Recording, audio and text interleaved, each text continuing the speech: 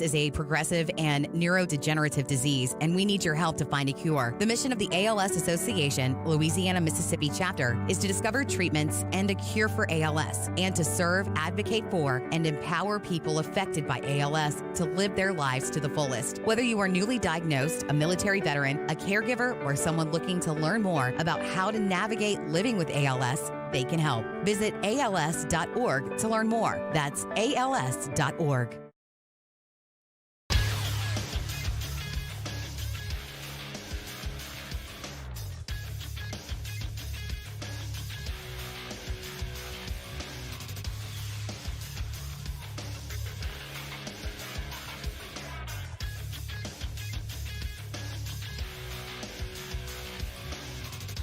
Good morning, everybody.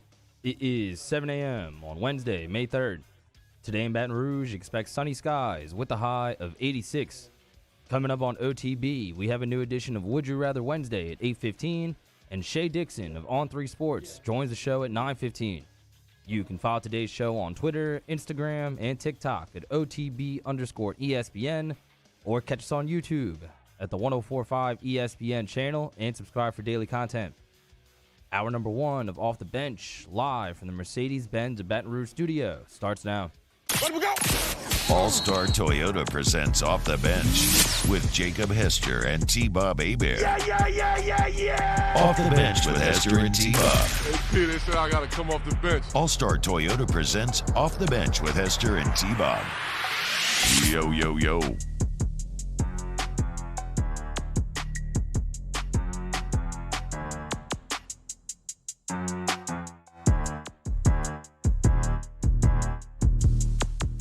Yo, what's happening, y'all? Welcome in OTB. What's up, boys? Wednesday, May 3rd, 2023. Uh-oh, boys. It's almost May 4th. Okay, but we'll save that. We'll save that for tomorrow. Everybody relax. Gonna have a fun day tomorrow. Certainly got a lot. Whatever. We'll get there. T-Bob here. Jake, Mario, Taylor Sharp hanging out with you this morning. Jake, what's up, brother? How you feeling on this Wednesday? Great day to be alive, as the great Travis Tritt once said. So excited to be here. Traffic was a bear getting here this morning, and I didn't even get angry. So I feel like it's going to be a good day. Okay. Most times I'm yelling at the cars, and I do this motion like, get up. Yeah, I'm trying to think about my favorite. I think my favorite aggressive traffic motion isn't even, flipping somebody off. No. I always say flicking. I don't know why, but. Because, I don't know, it feels a little uncouth. It feels a little over the top. I just like giving one of one of these little upward hand motion with a look of just utter disbelief. That is very Katie Hester of you. Are you an idiot? Yeah. Why are you what are you doing? Just go. What? Are you an idiot? Yeah. And just try to demean them. Yeah. A lot of dummies on the road this morning. Yeah, I agree. A lot of dummies at the old MMQB as well, as they have the Cowboys 9 on their post-draft power rankings, and the New Orleans Saints, the third-ranked team in the NFC South, way down there. We'll get into that coming up a bit this hour. LSU faced Southeastern, so we'll touch on that. Brian Polian has left LSU, so we got a little LSU football news to mix as well. I think in hour 3, we'll probably kick off with a lot of NBA playoff talk. There's a lot of juicy tidbits to break down. Also, viewership way up right now. And then, I think we're gonna have Shea Dixon on at 9:15 to update a bit of recruiting, something that we have not done in a while now. I had something I wanted to tell you, Jake, but it was about Travis Tritt. Oh, okay. Yeah, is there a weirder face in all of country music than Travis Tritt?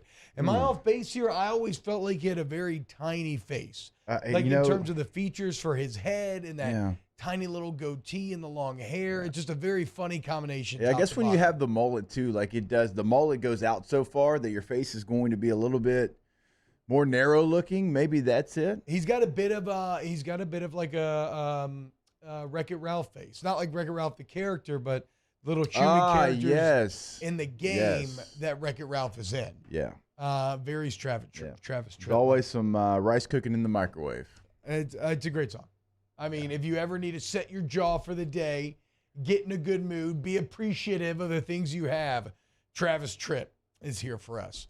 I agree. I know that many were probably appreciative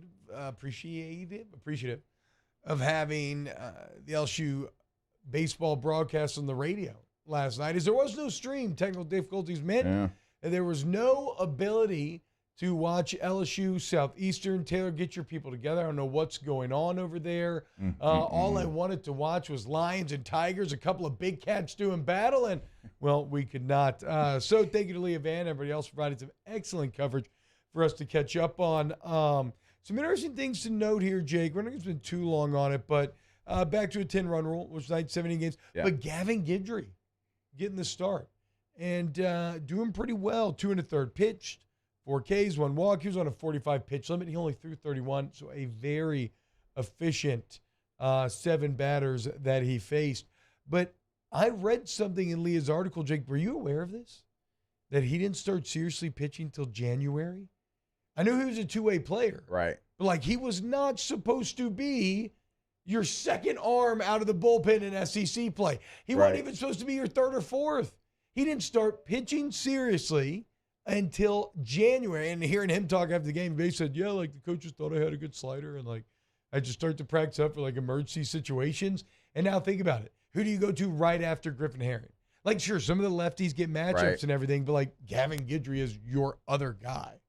Yeah, and obviously, like you said, like, very talented high school baseball player, but you didn't expect to see him here in this position. Now, it's not to the extent that our guy Austin Bain was, where he was a two-way high school player. He pitched like 3 years at LSU, and then he led the SEC in doubles. That was weird. Just, being in the lineup, which nobody saw coming. But it is wild because, fall baseball is very important. Yes. Like, to a lot of people, including Hunt Palmer there in the 4th floor, who goes out and sits out there with an icy and a snack. But it is important to your development and getting ready for the season. So the fact that he wasn't even pitching at that portion of it is pretty wild, considering, like, and you've had injuries, obviously, but he's held his own. I know he's not had perfect outings, and the last one wasn't his best, but he is somebody that has gone out there, competed, and probably even surprised the coaching staff with how well he's done.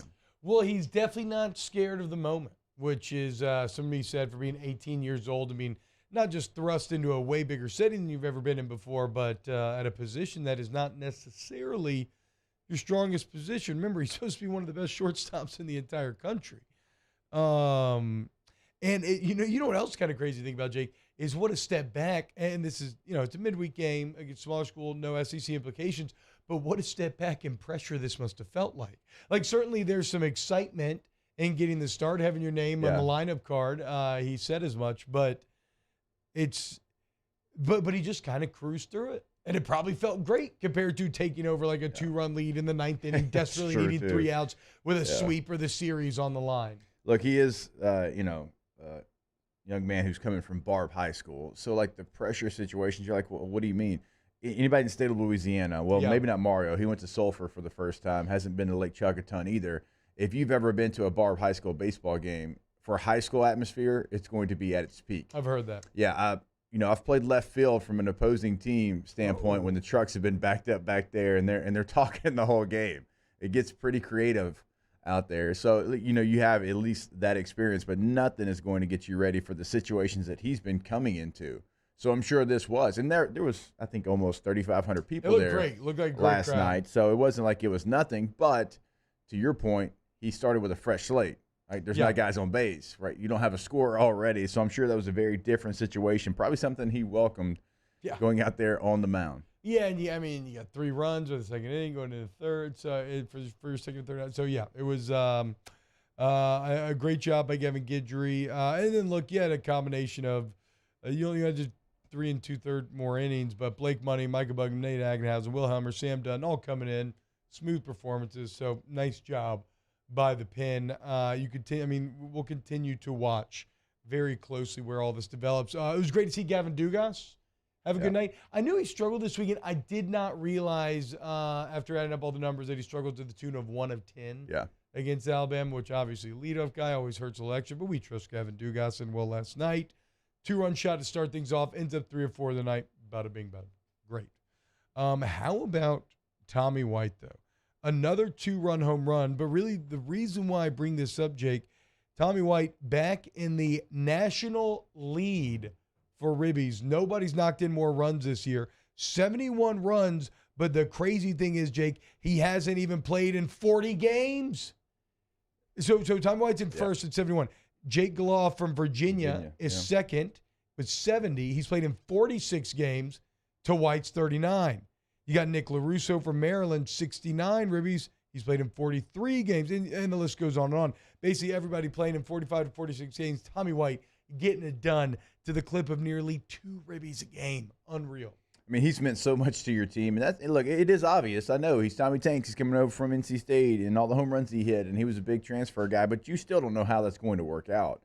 Like we don't have enough sample size to see how transfer portal and how guys come into their new spot and how it's going to work out, what the numbers are as far as how much it works out, what's your numbers at your old spot compared to your new spot, all of that. But his expectations were incredibly high in what he was going to bring to this LSU team, and I think he has broken through all of that. Yeah. For what he has done so far, and not only what he's done for himself, but what he's done for Dylan Cruz. Yeah, I mean that you're right. That really cannot be understated. The old one of my boys, Virgil Smothers, texted me. What about the Feasty Boys? Ooh. Yeah, I kind of like Feasty Boys. Yeah, because it's not the Beastie Boys, which we all love the Beastie Boys, but it's already been taken. But the Feasty Boys, they feast on pitching, and it's play on words. That's all they do. That's all they do. The Feasty Boys, Cruiser and Bruiser, kind of like it. At least here on OTV, they're the Feasty Boys. But yeah, like it's not now. What Dylan Cruz is doing is borderline unbelievable. We talked about it yesterday. I can't fathom being a pitcher, Jake, and having a man on second, right? And Dylan Cruz and Tommy White are coming to bat. I just don't know how you navigate it. Like, Dylan Cruz is getting on base. He does it almost 70% of the time. Like, you don't have a chance. And then you got Tommy White, who, okay, you may get him once or twice, but when he gets you, it's going to hurt, and it's going to hurt bad. And it presents just an impossible to navigate problem. And it is so satisfying, so deeply satisfying to watch and feel the panic coming off of the mound when those two are up. I forget what the exact story was last night. I'll have to go back and look for it on Twitter. But apparently he got out, and the crowd was giving him a hard time about too many chains because he wears all the chains when he swings. Yeah. And so he kind of, lifted him up and shook him at the fans whenever he got out. And then, of course, he hits a home run. I would have loved to seen the visuals after he hit the home run, maybe what he said to the people who said, too many chains. Oh, man. Tommy, you can wear as many chains as you want. Yeah, we'll put a pot together. We'll get you another one if you want. Literal Mr. T. Think about that. Okay. How about that? You might have just stumbled upon something there. All right, look, that's the baseball talk. Bottom line, took care of Southeastern. Your main hot, #1 team in the country, best team in the SEC. Haven't lost a weekend series. Haven't lost back-to-back games. Heading to Auburn this weekend, I believe, yes. Right? Yes, to Auburn. And we'll start to break down that series tomorrow. And, of course, we'll talk to Jay Johnson about it as well. Did you have something that you wanted to get to? I was going to ask you, break? maybe what was your biggest takeaway? Was it Gavin Guidry getting the start from yesterday's game? Obviously, midweek games, you try to find something. You try to take something from the game. Generally, I feel like with the midweek games, what I'm most looking for were things that I'm most concerned about. And so just positive, I don't care about who the opponent is, but positive pitching outings from any of these guys is what I'm going to feel good about. Because remember, we saw Thatcher Hurd do well in the midweek last week. And what did he do? He parlayed that into easily his biggest spot of the season over the weekend. It resulted in a big LSU win. So, look, are they preparing? I mean, Jake, you would probably know this better than I. Are they preparing Gavin Guidry for it's regional weekend and we need a game 4 starter? Are they an SEC tournament emergency start situation? Probably giving themselves options as well. Yeah. Like, what can you give us? Or maybe even Sunday. Or really because of your offense and how no lead is safe for the other team, what if your starter goes an inning and a third and gives up 5? Like, you're not out of the game because of your offense. Well, who do you bring in? You need some, and you don't want to do Johnny Holstaff where it's 1-1-1. You're like, hey, Gavin Guidry, go get us 3 innings. Yeah, who can extend? You can extend him there too as well. So, I mean that's definitely the biggest takeaway. So, I mean, because the bats, hey, I mean, the bats are awesome, but the bats are always going to be awesome. Yeah, your first 4 hitters in your lineup got 10 hits combined last night. Yeah, and that's just par for the course at this point. It's really awesome. All right, so that's baseball. We got a little LSU football as they were in the news yesterday. Keep it locked right here. If you're watching on YouTube.com/1045 ESPN, hanging out in the Bayou Forge YouTube chat, go ahead and get your comments in there. We can get to them. And hit the like button. Share the post with your friends if you come hang out with us live. We'll be back with more OTB next. Off the Bench with Hester and T-Bob. ESPN Baton Rouge, New Orleans, Alexandria, and 1130 The Tiger. CentralPlumbing.org, CentralPlumbing.org, 925-8552, 925-8552. My favorite plumbing shop, and it's been like this for a while. Also, one of the most loyal OTB companies out there, man. Look, the bottom line is that advertising is what makes this all happen, right? The lifeblood of this show.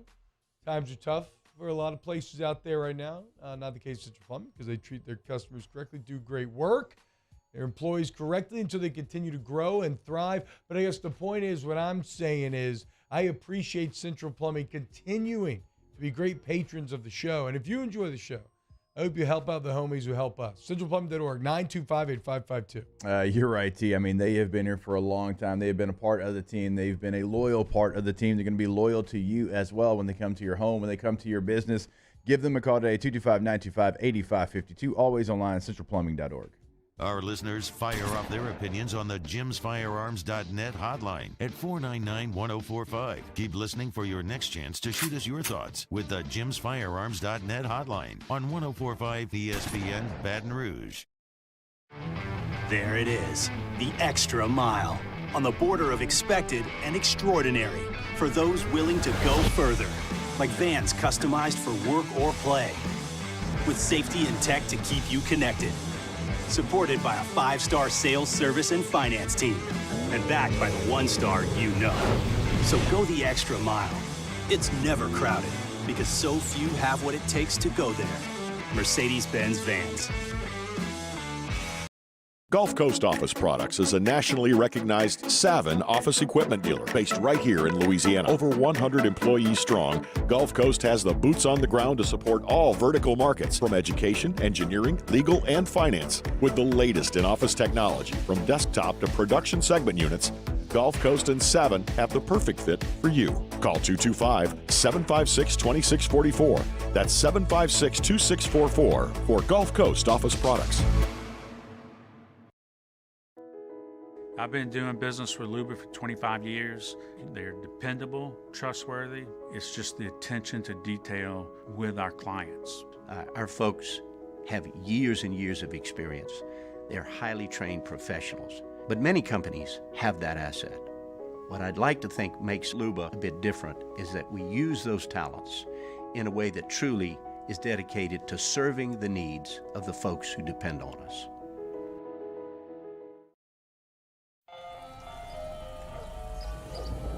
Hey there, little buddy. What's the matter? What's the matter? My windows, siding, and my door. That's what's the matter. Relief Windows can fix all of that. I got you. Pop, pop. What's up? Oh my gosh, look. Curb appeal. That's a good-looking neighborhood.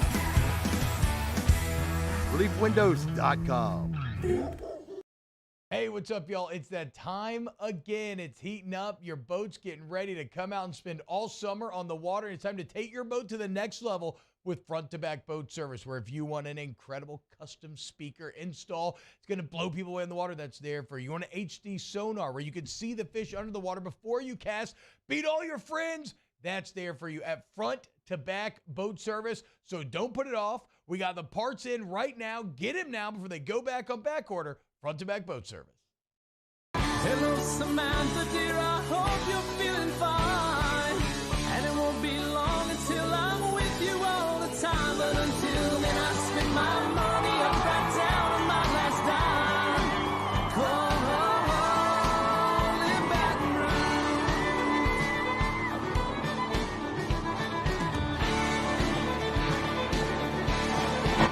Santa Vandegrift. Join us for the Wednesday edition of Handy Time. We take a look back at LSU and Southeastern. Scott Rabelais is with us, and we do first class, second class, no class. Handy Time, noon weekdays, 104.5 ESPN Baton Rouge. Got rice cooking in the microwave. Got a 3-day beard I don't plan to shave. And it's a goofy thing, but I just gotta say, hey, I'm a-doing all right.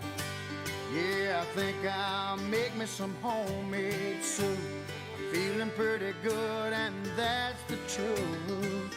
It's neither drink nor drug induced. No, I'm just doing all right.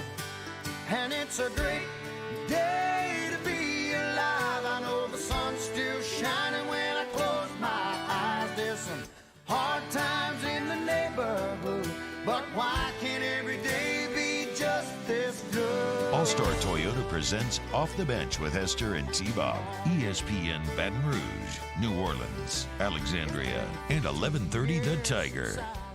Oh, dude, shout out our dude Ronnie Grisavi, our resident Lion-Up fan in the chat.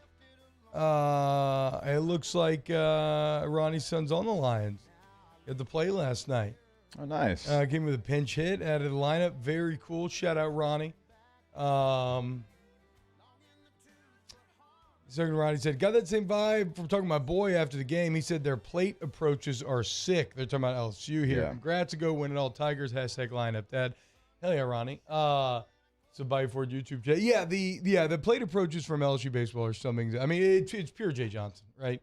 Like that was his reputation coming in. Yeah. That he's a hitting development god. That it was a freak about process, film review, building guys up. You look at Milazzo, you look at all these other guys, and yeah, the plate discipline specifically that even the hitters that aren't like the most intimidating are able to pull off at LSU right now, and it is a sight to behold for sure.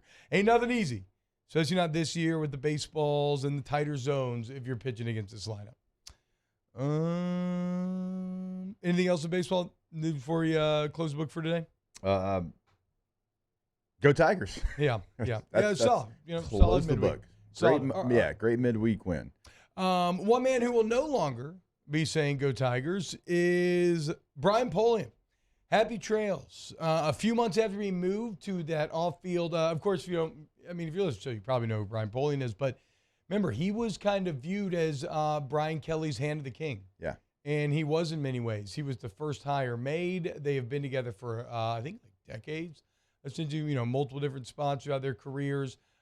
He was in charge of a lot of the roster management early on and putting together the incredibly tangled web jigsaw puzzle that was last year's roster, where you kind of build it fresh and you take in these Louisiana pieces and try to make them fit, and they did a hell of a job. Unfortunately, he was also special teams coach, and special teams didn't do anything well last year. And it's look, part of that is it's tough because part of it's definitely coaching, right? Like the scheme blocking in the Florida State game. We all talked about it forever. Then it was just inexcusable. Not knowing that you can advance the ball in the block kick in the SC championship. But then, there are a few of those. At the same time, I do think a bit of maybe the overall coverage and statistical struggles do come from a bit that you have a roster that was so kind of cobbled together. So you're missing some of the really good depth that the best special team schools tend to have. But whatever the reason was, it didn't go well. He was moved out of that job into an administrative role, and now he has decided to leave completely to go be the athletic director at his old alma mater, John Carroll University. Yeah, and if you look at where he is going to, it's got a long list of, you've got David Caldwell, who used to be the Jags general manager. They've got the Texans' current general manager. These are all alums of the school. When you look at Tom Telesco, who's the Chargers GM, Don Shula, Greg Roman, the longtime NFL coach. These are all John Carroll These alums. are all John Carroll alums. I mean, they've got a ton. The Las Vegas Raiders' current GM, John Carroll alum. Brandon Staley coached there. He was the defense coordinator there, the Chargers head coach. What? Yeah. What do they do? What do they have some sort of expert GMing class or something? I don't get it. They must. I mean, player-wise, London Fletcher, shout out, one of the most underrated players in the history of football, went there as well. So they have a ton of former and current NFL GMs that are alums there. And again, like the wingest coach of all time, and Don Shula. So it's a place that certainly has a track record of producing executives at a very, very high level. Now he's going to be the athletics director there, and probably best for everybody, right? I was telling you, T, I heard this on Saturday morning that this was about to come across the wire. I also told you, like my conversation with him at the spring game didn't seem like someone who's going to be here for a long time, just by some of the verbiage that he was using there. So I don't know how long it's been in the works, but it really feels like a good thing for everyone involved. He goes, and now he's at a place where if you want to be an executive, if you want to continue to move up, if that's not your end goal, you can certainly do it, because a lot of guys have already done it. And then for LSU, now they get to, completely, it's like you're moving somebody within the department. Sometimes that can be tough. Now it's complete. You know who you are. You know what division you're in charge of, because I'm not sure like how many pieces had to be moved whenever he had to move from on the field to a different role. But now everybody kind of gets a clean break. Yeah, I wonder. I mean, I wonder, was this inevitable, or is this truly an opportunity came up that was just one that made sense for us? Because like on a human level, I can empathize and understand a couple of things. First off, last year must have been hard, right? You're in this incredible spotlight, and the portion of the actual on the field portion that you are in charge of, which arguably was less important than the work that he did with the roster in the offseason, right? Actually, I would say is less important, but the on the field portion that is the most visible, you really struggled with, and so you faced mountains of criticism, right? Because I mean, some games felt like they were cost with this. So mountains of criticism. Your kids are hearing it, your family's hearing it, your wife hearing it, you're hearing it. People are, you feel like people are being nice to your face, so they go in and talk behind your back. It's in the media, it's just it's everywhere, right? And you're already going through this whirlwind move with like a culture change and all these other sorts of things. And so, yeah, I mean, I understand if your alma mater says, hey, do you want to come set some roots, be an AD for a while, raise your family here? I'm sure John Carroll is a very nice, like a beautiful campus. What part of the country is John Carroll in, actually? It's in Ohio. Okay. The John Carroll Blue Streaks. And look, he said, well, it was a difficult decision. It was clear to my wife, Laura, and me that it was the right choice for our family and where our children are in their lives. We are excited to set down roots and serve at a place that we love. So I hope that he gets to do that, right, and live a bit more of a normal life, set down roots, and do everything that's going to be required of him there. I do wonder why I ask if this was inevitable, because if it is, then like you said, clean break, whatever, move on, everybody's fine. But I really liked him in that GM role. I know that he has a passion for roster management. I felt like what they did in the transfer portal was spectacular last year. He deserves a ton of the credit for that. They were solid in the portal again this year. Recruiting has been great. And I feel like a lot of that kind of fell under his purview. And maybe I'm wrong here, right? The people inside the building could be listening to this. Oh, you know what you're talking about. That always happens, right? But guess what? Y'all don't give us that information. We're not privy to it. We just know the titles that people have been giving outside looking in. And so I wonder two things, Jake. How much actual roster management skill are you losing here? And do they have people ready to place? And then I wonder, did I make too much of him being kind of the right-hand man to Brian Kelly? Or is this like Kelly's hand of the king, basically saying, look, court life is just too much. And for me, it's just not worth it anymore. And I want to go retire to my landed estate and just go take care of my little, my lands and my fiefdom over there. Yeah, and I would also love to, kind of find out exactly how much he had in this portal. Like last year, I think we know. Yeah. And he was the first one here, first one hired, and you're getting everything ready to go. How about this cycle? Because you brought in some primetime players in this cycle.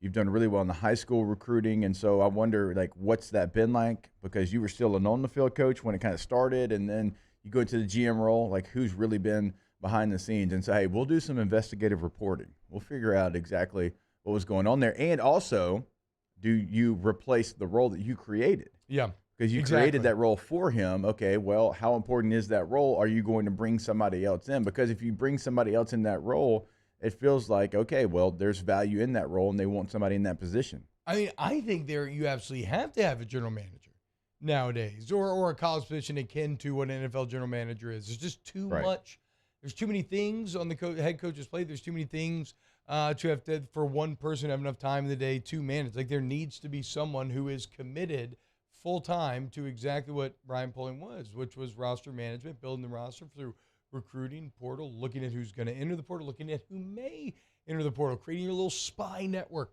of informants throughout the Southeast. So it's weird. I think a lot of people, Jake, will see this story and just kind of, okay, happy trails, whatever, and just kind of keep it moving. But I think, as we've seen here, with a little further analysis, it actually carries a bit more weight with it than you potentially think. And we'll know soon how they feel about that GM role. And if they don't hire someone, well, then you know what? Maybe this was all kind of a foregone conclusion, right? But that's what I'm saying. Like, if they don't hire someone, what was the real value of this position? Then maybe not that big of a deal. Right. Was it made just for this one person? Yeah. And so time will tell. I think they should, but again, maybe they already have someone basically doing it, but without giving the title and the money. That's a classic business technique. But, I mean, again, like to what you said earlier, like we know the roster when he first got here and the players that he brought in. And, through the portal, you're trying to find guys from Louisiana. So we know that he's been involved in the roster before. Like, I'd like to see how much he was kind of in this new role. Like, what was the main objective in this new role? Yeah. Was it transfer portal? Was it high school? Was it a combination of both? Was it checking the numbers every single day? Was it everything that we're talking about here? Because I do agree with you, T. Like, you need that person. You need somebody, because the head coach now, they can't even call plays. Like, think how many head coaches actually still call plays on offense or defense. Of the top 10 teams, I would say Lincoln Riley and Norvell at Florida State. Yeah, and then Ryan Day's about to give up. Yeah, he's already given them up. So he Heartline passed the spring test? I mean, I think so. Okay. I mean, that's the word that all the Buckeyes I've got to work with every single day. Okay, old Bobby C knows. Okay, so I think a lot of chatter on the cruise. I think the Buckeye cruise. That is a I'll never get over. That is a July 10th segment. We're going to talk just about the Buckeye cruise. But think about that. Like, only those guys, and it's hard to even figure or find more guys that even call plays because, and they'll tell you, I don't have time to game plan and to give it what it needs to be able to go out there and be successful. Why is that? Because you have so many other things that you're dealing with. Yes, the things that you're always dealing with as a head coach and going to events and doing all these different things. But look, we see it. Like BK now, like there's NIL stuff, right? And you got to be out there and you've got to, the collective, and you got to be, pretty close tied in with them. So that portion of it, the NIL portion of it, the transfer portal, like it is something that is forever moving. Even when it's not open, you still have players that are in the portal, right? We'll talk about some of those players later on. You've got to worry about that. You have to worry about roster management. You have to worry about keeping your own team happy every single day. So all of those things, and I'm telling you, I've talked to all these coaches, like I can't even come up with a game plan like I need to, like the game plan deserves. So you bringing somebody in to help you with all of that, to your point, T, is almost something that is a necessity. Like, you have to have it. I agree. And look, they have good people working in those parts. I mean, JR is doing a great. JR Bell does an excellent job with recruiting. They're doing great. And he continues to get better and better. Yeah, West Morel, I believe. Right? Yep. And then you got Jordan Arsenal, who I know is doing a lot of positive work in the NIL space. So we'll see. We'll see where it ends up going. Champ in the Bayou Ford YouTube chat says, can't wait for you guys to explain how BP wasn't that important to recruiting. It was actually someone else still and stuff. Look, that's exactly what I'm getting at, right? I know every time someone leaves, like that's what comes out of the building. Like, so I know we'll probably hear some of that, but I think the actions, like Jake is laying out, will tell us the veracity of the matter. Because that building's not like that building's been in the past. And I'm not talking about a singular coach. I'm talking about basically every coach before. Like, this is a building that keeps a lot of things in-house. Yes. Yeah. That's why the spring was so boring. Yeah. There's not a lot of things that come out of that house over there. And that is who you have over. Like, that is by design. It is very in-house, need-to-know basis type situation over there. So it might not be something you ever figure out because it is completely different. Yeah, look, if you're like me, you can't figure out what to do if your HVAC system goes wrong. Well, guess what? You want to go to AccuTemp Baton Rouge, AccuTempBR.com. AccuTemp's the absolute best, man. All your AC, heating, and electrical needs. Go look at the online reviews from our friends at AccuTemp and prepare to be amazed. I mean, we're talking a 4.9 rating with thousands of reviews. you've never experienced customer service like it. Their literal core ethos is service to the highest degree. Okay, so go to agatenbr.com. Take control of your conference with Jake. Tell them about the Star Club membership. Yeah, become a member today, and that way, if you're a big dummy like me and T-Bob, and you forget a lot of different things, because we do, that's just what happens. They actually remind you. They'll text you, they'll call you, they'll say, hey, it's time for us to come check your system. And with the weather we've had, we love this weather that we've had, but it can be unpredictable, right? AC on, AC off, and so you don't want to shock the system. And if you're part of the Star membership, that is not going to happen. Agaten Baton Rouge. More OTB coming up next. Off the Bench with Hester and T-Bob. In times of need, get a full list of phone numbers, websites, and other important emergency information on the Demco Stormwatch page at 1045ESPN.com.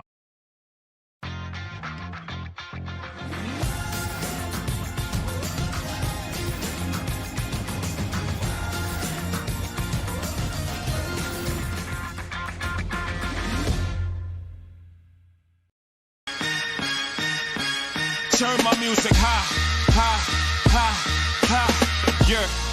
You don't know what you're doing. Sure I do. I'm from the streets where the hood can swallow on me.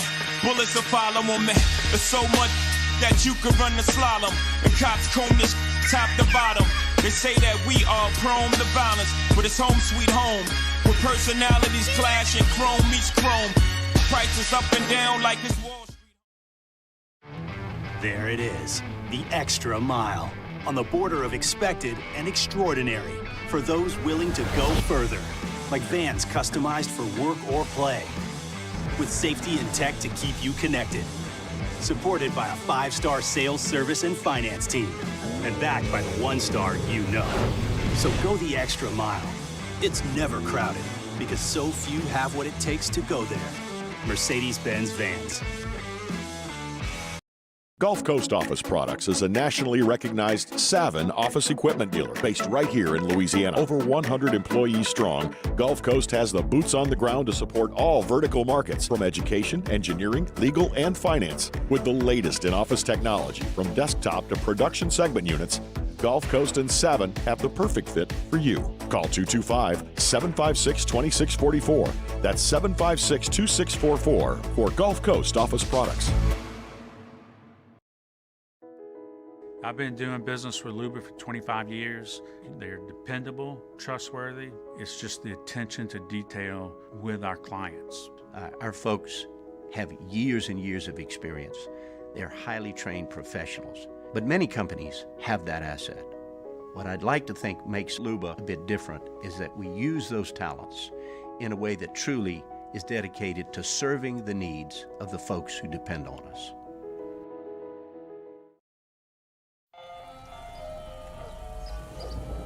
Hey there, little buddy. What's the matter? What's the matter? My windows, siding, and my door. That's what's the matter. Relief Windows can fix all of that. I got you.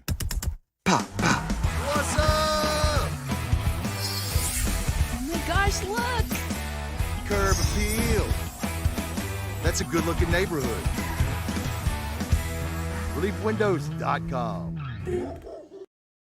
Gulf Coast Bank and Trust is giving our customers the power to bank anywhere, anytime during this challenging event.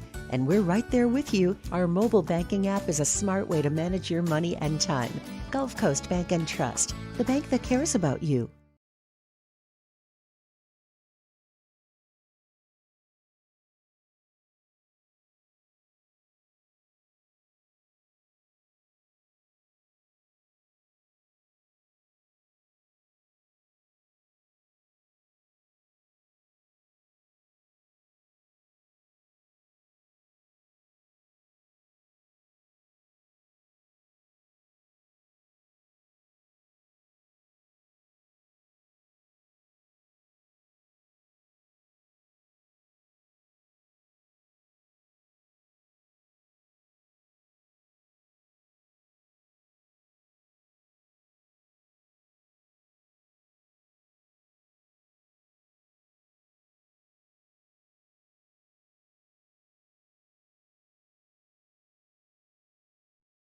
Join me for a Wednesday edition of the Hunt Palmer Show. LSU head basketball coach Matt McMahon joins us from the recruiting trail, and Chris Demouy on Tiger Baseball. Hunt Palmer Show, 1 to 3 weekdays, 104.5 ESPN Baton Rouge.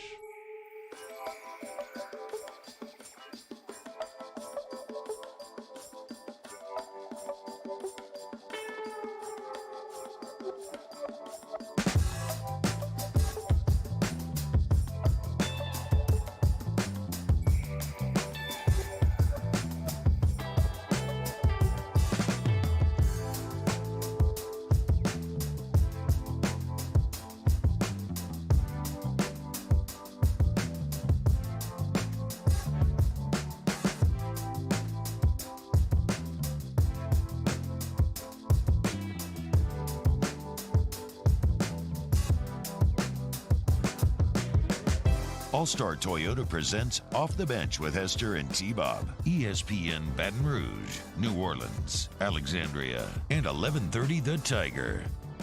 Hey, Mario's about to start freestyling over there. Did you see him? I did not. He's head bobbing. He's about to start, and then he's like, "Oh, when I'm in a better place, I'll, you know." I am shocked that He was Mario's, ready, though. I'm shocked Mario's in such a good mood. He is, though. Look at Considering what the Lakers did to the Warriors yesterday. And I mean, put a smile on your face and a song in your heart, Yeah, Mario. I'm actually in a terrible mood, but the song honestly kind of uplifted me a little bit. And maybe next segment I'll feel good enough to freestyle. There is nothing more uniquely Mario to me than being in a terrible mood and having this generic ass elevator beat bring you back to life. Look, and it is easy to listen. Don't get me wrong. You know what? This would be great. Like while I'm taking notes, working, when we're putting the show together, some great little just background music to vibe to for sure. So I'll follow you down here. Yo, can you get whiplash in your arm? It kind of hurts because I have never turned off Keyshawn, J. Will, and Max faster than I did this morning when I got in my car. Oh yeah, a lot of Laker talk. You might just want to avoid the entire news cycle for a couple of days. I mean, between the Knicks and the Lakers, it's Whoa. What did the Knicks do to any of y'all? No, I'm just saying, like I'm saying in terms of like oxygen in the room for talking about other topics, there's just not going to be any left. Look, okay, fair, but the Knicks haven't had good talk in a very, very long time, okay? It's been all bad talk, so. Yeah, great. They're beating a Heat team who literally have like 4 players I've heard of, if that. Without Jimmy Butler, at least. Hey, look, I can't help it that you don't do a deep dive into the NBA rosters. With some very sketchy calls from our friend Scott Foster, man. Max Strus! Actually, Max Strus is pretty good. Yeah, y'all hate Josh Hart, confirmed. I kind of miss him, won't lie. Yeah, kinda. But I'll take CJ McCollum 10 out of 10 times. That'd be a good debate that I don't care about right now, but it'd be a good debate. Fair.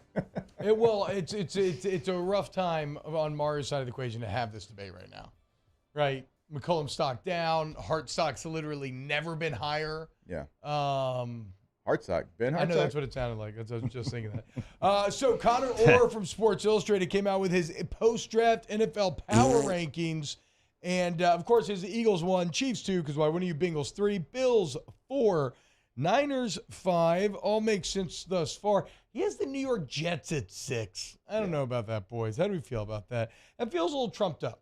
I'm not saying that Aaron Rodgers maybe can't be that guy, but, like, and whatever. There are many reasons you can point to why Aaron Rodgers maybe struggled last year, okay? So I'm not saying that he's not so great. He was just MVP back-to-back years. Like, I understand all of this, but I just got to see it with the Jets before I grant them the rank of 6. That's all I'm saying. I agree with you because at the end of the day, there's still the Jets, Jets, and the Jets are going to jet, even with Aaron Rodgers. We have to see it work. We have to see if all of that can kind of come together for them to be in the top 6. They have a roster. Yeah. The roster looks nice. And also we talked about it, you're banking on young players that in year 1 were stars. Year 2, that's where the film's out. That's where the book's out. That's where people plan for you now. And if you can break through year 2, then you're probably going to be here a while. If you can't, we've seen it happen a ton of times. Ooh, how about the Lions at 8? Okay, Grit. a little frisky there. Cowboys at 9, disgusting, pathetic, horrible. And then you got to, you keep going down this list. You don't get to an NFC South team until the Atlanta Falcons at 20. Now, I should be clear about this. Connor Orr is infatuated with the Bijan Robinson pick. He absolutely loves it. He thinks it was maybe one of the best picks of the entire draft. And then he goes on to talk about what he granted Atlanta the rank of San Francisco, saying they're building something reminiscent of San Francisco where you don't really need a quarterback to be successful. That feels like a huge reach to me. Maybe not as much of a reach. They do have some pretty nice weapons, okay? If now you're combining Kyle Pitts, Bijan Robinson, Drake London, like, okay, I kind of see where you're getting at there. But ultimately, with Desmond Ridder, I'm again, wait and see. So he's got Atlanta 20, then Carolina 23, already thinking that Bryce Young and those weapons, and then the New Orleans Saints down at 27 out of 32 teams, basically believing they are just stuck in purgatory. I mean, I would actually, if I'm not going to have the Saints number one on this, I would have the Panthers over the Falcons, actually, because when you look at their roster and look at what they've done, you bring in Miles Sanders, Adam Thielen, DJ Chark, Hayden Hurst, you bring in some real weapons for your number one overall quarterback, and we know they have some guys, Derrick Brown, he's one of the very few guys that got his fifth-year option picked up because everybody seems to be getting that decline. They signed Shai Tuttle away from the Saints. Brian Burns is still on that team. Shaq Thompson's still on that team. Von Bell's now on that team. J.C. Horn's going to be healthy on that team. So, if you gave me a roster to pick from, I would go Carolina actually over Atlanta. But there's no way he's got the Colts 11 on here. Yeah, that's a big question mark for the Colts. They were bad a year ago, and I don't care who was in, who was out. And you're drafting Anthony Richardson, and we've talked so many times long enough about what his career potentially could be and could not be. So that's extremely high on this list. And the Bears at 26, right ahead of the Saints as well. It's definitely some disrespect to the Saints here I think that a lot of it is based off of an offense last year that was very boring and non-threatening at all.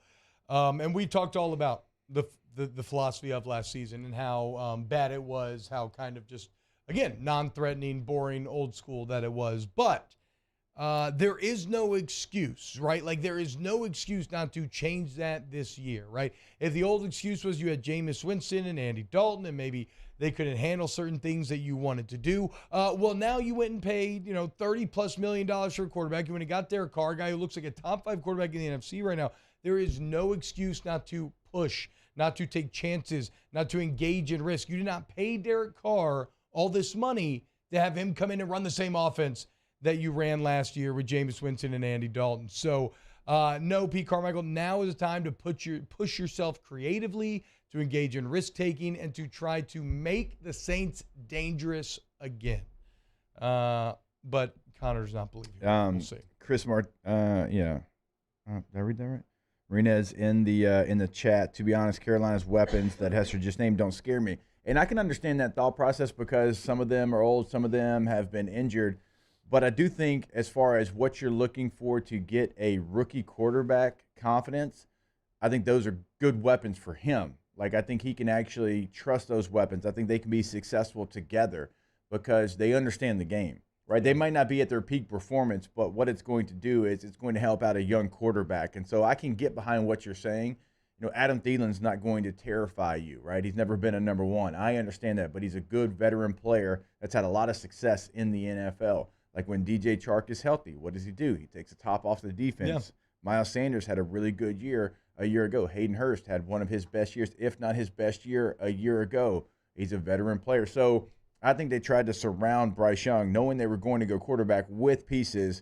Now, you might not ever get to the peak, but I don't think you're going to fall off a cliff either. And that's what Carolina kind of feels like offensively. Defensively, they've got Jimmys and Joes. Defensively, that should make you nervous. They've got game changers.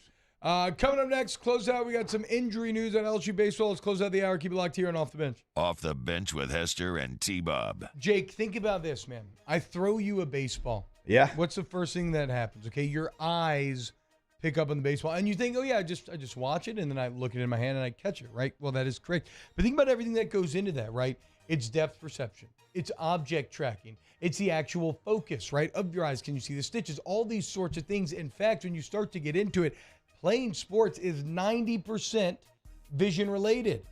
And over there at the Advanced Eye Center, they know that because Dr. Zhang's been doing sports vision therapy for 40 years, y'all. The only people in the state. And they have a great summer camp going up for your kids this summer. You find them on Facebook at Advanced Eye Center. Go ahead, fill out the form. Limited availability for grades 3 through 7, 7 through 12. Coming up here in a little bit. Make sure you act today. Go to Advanced Eye Center. Give your kid the best chance to succeed. Like in sports, hey, watch your eye hit the ball. Watch the ball into your hands. All of those things. They can help you with that. 225-769-6010. Our listeners fire off their opinions on the jimsfirearms.net hotline at 499-1045. Keep listening for your next chance to shoot us your thoughts with the jimsfirearms.net hotline on 1045 ESPN Baton Rouge. Follow us on Twitter at 1045ESPN to cast your vote in the Citizens Bank and Trust poll of the day. Vote daily inside Off the Bench, anytime. Hunt Palmer. And after further review, Citizens Bank and Trust brings you the poll of the day via Twitter at 1045ESPN. Bayou Chrysler Dodge Jeep Ram has $15,000 off all new 2022 1500 SCA trucks. And all new Bayou automotive vehicles come with a 1 million mile warranty. If you need sales or service, the crew at Bayou is going to do right by you. The world's leaders in obesity research, obesity medicine, and obesity science are right here. We're doing something that no one's ever done or trying to answer a question that no one's ever asked before. Pennington is a real jewel when it comes to research. We are finding the solutions to the world's worst chronic disease, which is obesity. Louisiana needs Pennington Biomedical. Hey, what's up, y'all? It's that time again. It's heating up. Your boat's getting ready to come out and spend all summer on the water. It's time to take your boat to the next level with front-to-back boat service, where if you want an incredible custom speaker install, it's going to blow people away in the water, that's there for you. You want an HD sonar where you can see the fish under the water before you cast, beat all your friends, that's there for you at front-to-back boat service. So don't put it off. We got the parts in right now. Get them now before they go back on back order. Front-to-back boat service. There it is, the extra mile, on the border of expected and extraordinary, for those willing to go further, like vans customized for work or play, with safety and tech to keep you connected, supported by a 5-star sales, service, and finance team, and backed by the 1-star you know. So go the extra mile. It's never crowded, because so few have what it takes to go there. Mercedes-Benz Vans. Gulf Coast Office Products is a nationally recognized Savin office equipment dealer based right here in Louisiana. Over 100 employees strong, Gulf Coast has the boots on the ground to support all vertical markets, from education, engineering, legal, and finance. With the latest in office technology, from desktop to production segment units, Gulf Coast and Savin have the perfect fit for you. Call 225-756-2644. That's 756-2644 for Gulf Coast Office Products. Doing business with Luba for 25 years. They're dependable, trustworthy. It's just the attention to detail with our clients. Our folks have years and years of experience. They're highly trained professionals, but many companies have that asset. What I'd like to think makes Luba a bit different is that we use those talents in a way that truly is dedicated. Moscona inviting you to join us for Wednesday's Hump Day AFR, presented by Pluckers. We'll recap LSU Southeastern in baseball and start to look ahead to the Tigers' visit to the Plains. Wednesday's AFR, 3 to 6, 104.5 ESPN Baton Rouge.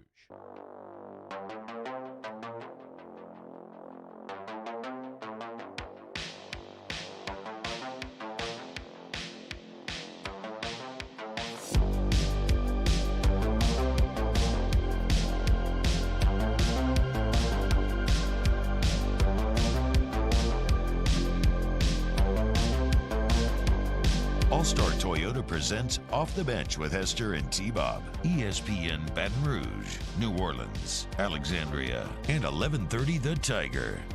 Bad clock managed by me, guys. So we only got a couple minutes here. That's on me. Dude, I had, next hour. The day you were out, I had, I think I could say this, piss poor clock management. Yep. It was just, it was bad. Yep. It was bad. And I knew it. I was just having too much fun talking. Imagine that. But it's okay. It's okay. We're going to lock it in next hour. We got a lot of random college football news. next hour, as there's some SEC stuff in the air, some transfer portal news in the air. 2024 college football playoff, the expanded college football playoff for the first time. We now know the schedule for 24 and for 25. We'll also do a little Would You Rather Wednesday and, just a bunch of other stuff. So come hang out. Next hour is going to be a ton of fun. So going to be a playoff stuff. Shea Dixon coming up at 9:15 as well. I teased some injury news out of LSU baseball. A bit of a deceptive tease there, as it's something that you didn't already know. It's just that it's confirmed now, as Leah Van confirming in The Advocate that Garrett Edwards has had Tommy John surgery last week, and so he is out for the year. We already knew this. You already knew this. It's like the Chase Shores thing. You already knew. Yeah. It just took Shores coming out and saying it. Well, it's being reported now that Garrett Edwards has had it as well. And you know who I'd forgotten about? I forgot that Grant Taylor had it also this year. Yeah. Yet another arm. Yeah. That could have been a big deal. It's kind of insane that this staff still has as many options as it does after all the injuries that it's faced. The big credit to Jay Johnson and his roster management, how he built this team. That is, that's, this better than I do, but having an injury like that and being out for as long as they're going to be out and trying to fight back and trying to get back into what they were before, that's always difficult. Like, again, I never had a year long. You can speak on that better than I can, but that's a long road. Yeah, man. It's like I always talk about. You just got to take it one day at a time. If you start thinking about just how long it's going to be till you're normal again, you will get overwhelmed. You will get helpless and just feel like you can't do it. But you can. Put the blinders on. Grind. Hour 2 coming up next. Off the Bench with Hester and T-Bob. Go to Patient Plus Urgent Care. Patient Plus UC.com. PatientPlusUC.com is the website. You can go there and schedule time to walk in. But again, walk-ins are always welcome at Patient Plus. And I don't care what you got going on, right? COVID, cold, flu, whatever the case may be, the changing weather getting to you, the allergies, causing sinus stuff, like whatever it is, Patient Plus has all of the best facilities, best testing options they can provide for you and your family's needs. You're going to get in. You're going to get better. Find the Patient Plus next to you just by putting in your Maps app. They're all over the place. Patient Plus Urgent Care. They are all over the place, and there is going to be one that is convenient for you and your family, and that's what they're all about. They're all about convenience, because stitches happen. Things happen, right? And they always happen what seems to be at a very inconvenient time. That is why Patient Plus is there to be convenient for you. PatientPlusUC.com. Get in and get better.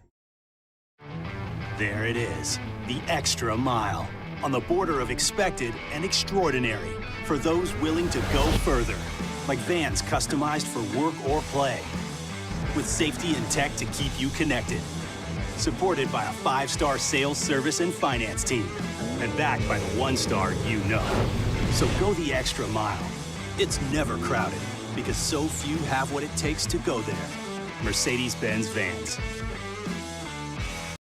Hey, what's up, y'all? It's that time again. It's heating up. Your boat's getting ready to come out and spend all summer on the water. It's time to take your boat to the next level with front-to-back boat service, where if you want an incredible custom speaker install, it's going to blow people away in the water, that's there for you. You want an HD sonar where you can see the fish under the water before you cast, beat all your friends, that's there for you at front-to-back boat service. So don't put it off. We got the parts in right now. Get them now before they go back on back order. Front-to-back boat service.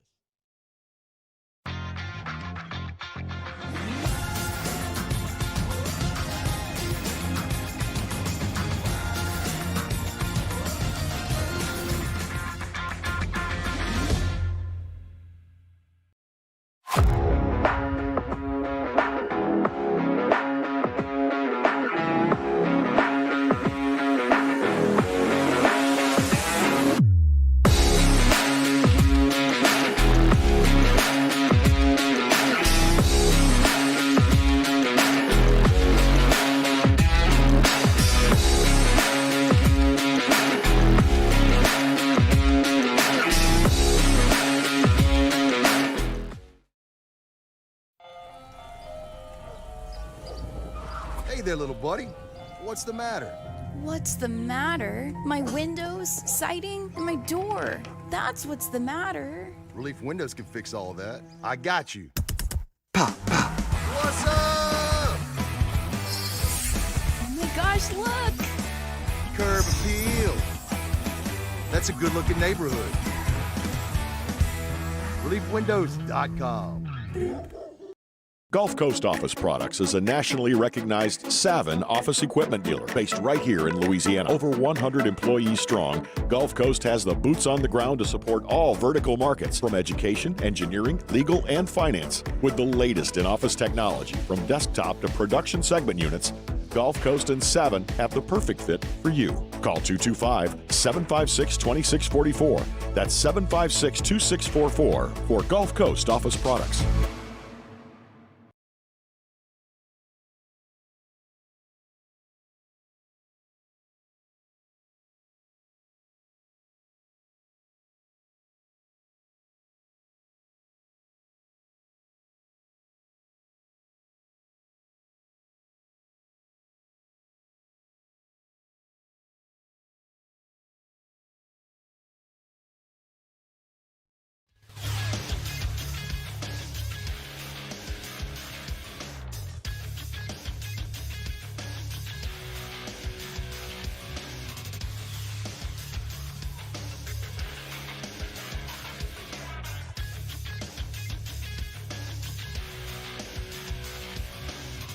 Good morning, everybody.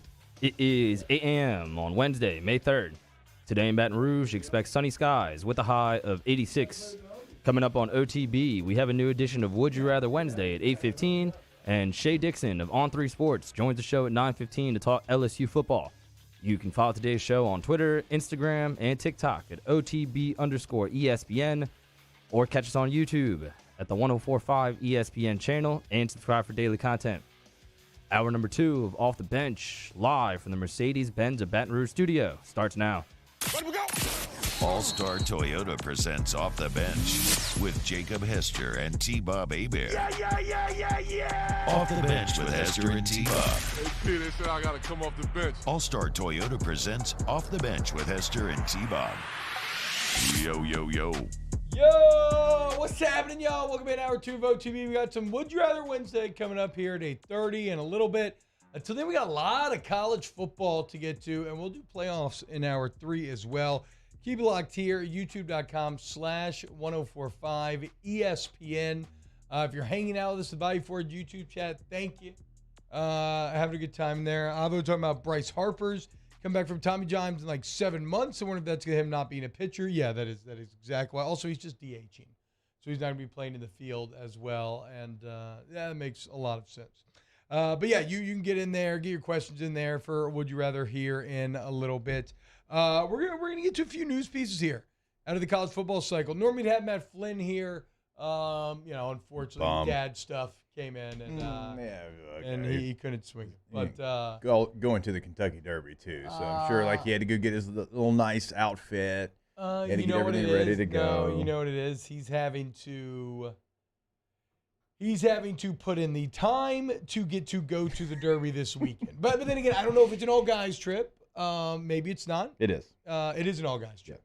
Then yes, that's exactly what he's doing. He is putting hay in the barn so that he can be allowed to go to the Kentucky Derby and lose a bunch of money while having a ton of fun. He was putting the hay in the barn. I saw him last night. He had the 2 girls behind him, like in the old ride-along behind the bike, and he was doing the whole dad thing. So smart. Whatever.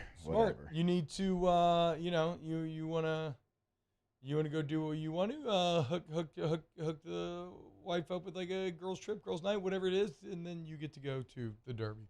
Again, I can't stop thinking about the ponies, dude. I'm glad that you don't want to go very often because I don't want to lose money like that very often. But that was a fun day of gambling.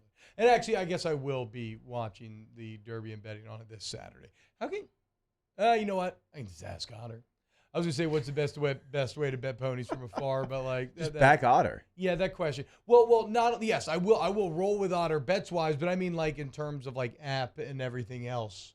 I'm not entirely sure. Yeah. All right, let's get to some college football news. It's pretty massive news here. We have a confirmed schedule for how the 2024-2025 playoffs will look. And this is such big news because, look, we'll see how this year's goes. But, like, it is all of a sudden, once again, not unrealistic to think that this could be deeply relevant to your LSU Tigers on a near yearly basis. At least that would be the hope. Jake, you have read up on this more than I have. Do you want to go ahead and start to lay it out here? Yeah, so, we've been waiting on what the format was going to be, maybe what the schedule was going to look like, which games were going to get which rounds of the college football playoff once it expands to 12 teams. And it came out yesterday. So for the 2024 season, so not this season, this is the last year of the playoff as we've known it over the last couple of years since 2014. All right, so the first round, because remember, you're going to have the first 4 teams, they're going to get a bye. Yes. So if you're one of those teams, you get a bye. But if you don't, you get to host this game on your campus. Ooh, hell so yeah. Friday, December the 20th of 2024, you're going to have one game. That's a Friday night, one game. Now, but just think about that. December 20th, Christmas in the air. Oh, for sure. Cold weather. You're in a great mood. The weekend is ahead of you. You're probably hanging out with your fam. Christmas trees up, presents, the train's running.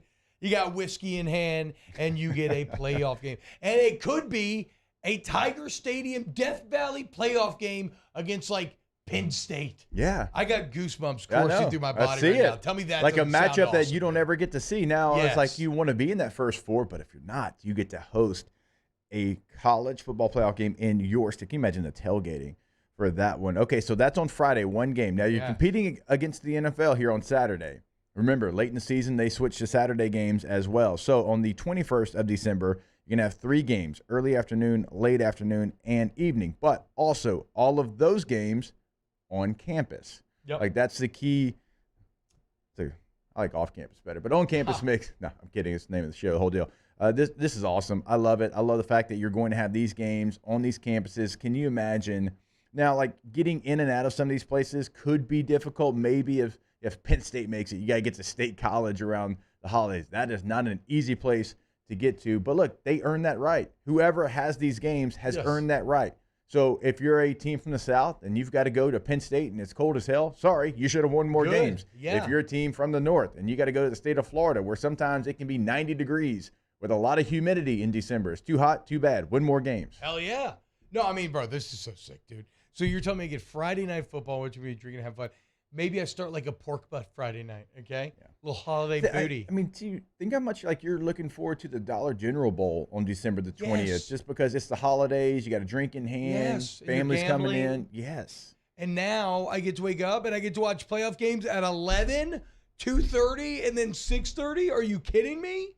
Just all day I can have it on the background. I be checking in, checking out, dealing with the pork butt, eating delicious food, hanging out. Like, I'm not going to do anything but drink in those Christmas and college football vibes. As you should. Now, okay, in the quarterfinals, that's where you go back to your typical New Year's Six bowl game sites. And here's how it breaks down. So on a Tuesday, New Year's Eve, December 31st of 24, you're going to have the Fiesta Bowl. It's going to be an evening game, only one game that day. So you're going to actually get 3 games on New Year's Day. That is a Wednesday. So you're going to, and it's going to be at that time, 2025-2024 season. You'll have the Chick-fil-A Peach Bowl in Atlanta early afternoon. You'll have the Rose Bowl game late afternoon. And then you'll have the All-State Sugar Bowl in the evening in New Orleans. That breaks down the quarterfinals. Ooh, okay. I mean, good. You know, they know better than anyone that New Year's Eve games just don't hit the same. I mean, whatever. I'm going to watch them because I have nothing to The do. 1-3 model is a little interesting in both rounds, 1-3 instead of 2-2. But they're trying to get to those more primetime TV spots. When have you been trained to watch? And people love watching college football New Year's Day. They just don't like it as much on New Year's Eve. It's just, I mean, people got stuff to do. They got parties to go to. So that makes a lot of sense. Love finishing with the Sugar Bowl at night in New Orleans. Again, what if LSU gets there? It could be potentially so cool. Yeah, what if they had what if they had a home game and then the Sugar Bowl? And that would be pretty sick, dude. Okay, so what's after that? All right, so then we get to the semifinals, okay? And then you'll have a Thursday, January 9th. So you're going to have a break between these games. Remember, the first round finishes up on the 21st of December. You have 10 days before you get the next game. The quarterfinals finishes up on January the 1st. You have 8 days before you have your next semifinal game, and that is going to be in Miami Gardens, Florida, there at the Orange Bowl. So that is on Thursday. On Friday, you get the game in Arlington, the Goodyear Cotton Bowl Classic. That is an evening game. Both those games actually evening games, as they should be, for the semifinals. And so you get one in Miami, one in Arlington, and then the CFP National Championship is on Monday, January the 20th. Of course, it's in Atlanta because everything's in Atlanta. So this is where you're starting to see some of the dancing around the NFL schedule, right? You don't want to go toe-to-toe with the NFL that late in the year. There's not going to be anything else. I mean, whatever. I guess there will be a Thursday night game probably, but Thursday night NFL game should not do as well, or at least you're not as worried about that as a big-time weekend matchup. So, yeah, Thursday and Friday makes a ton of sense for the semifinals. And then you notice, Jake, it's a bit of like holiday planning, but then also giving, if you're worried about player safety, which has like been one of the pushbacks in doing something like this because you're adding games, you get some extra rest time in between the games, right? Like you're getting almost bye weeks worth of rest every single game with about 10 days in between tilts, and that the dual benefit of player safety, and you avoid the NFL where you want to. So I think they did an awesome job with this. I think it seems incredibly exciting.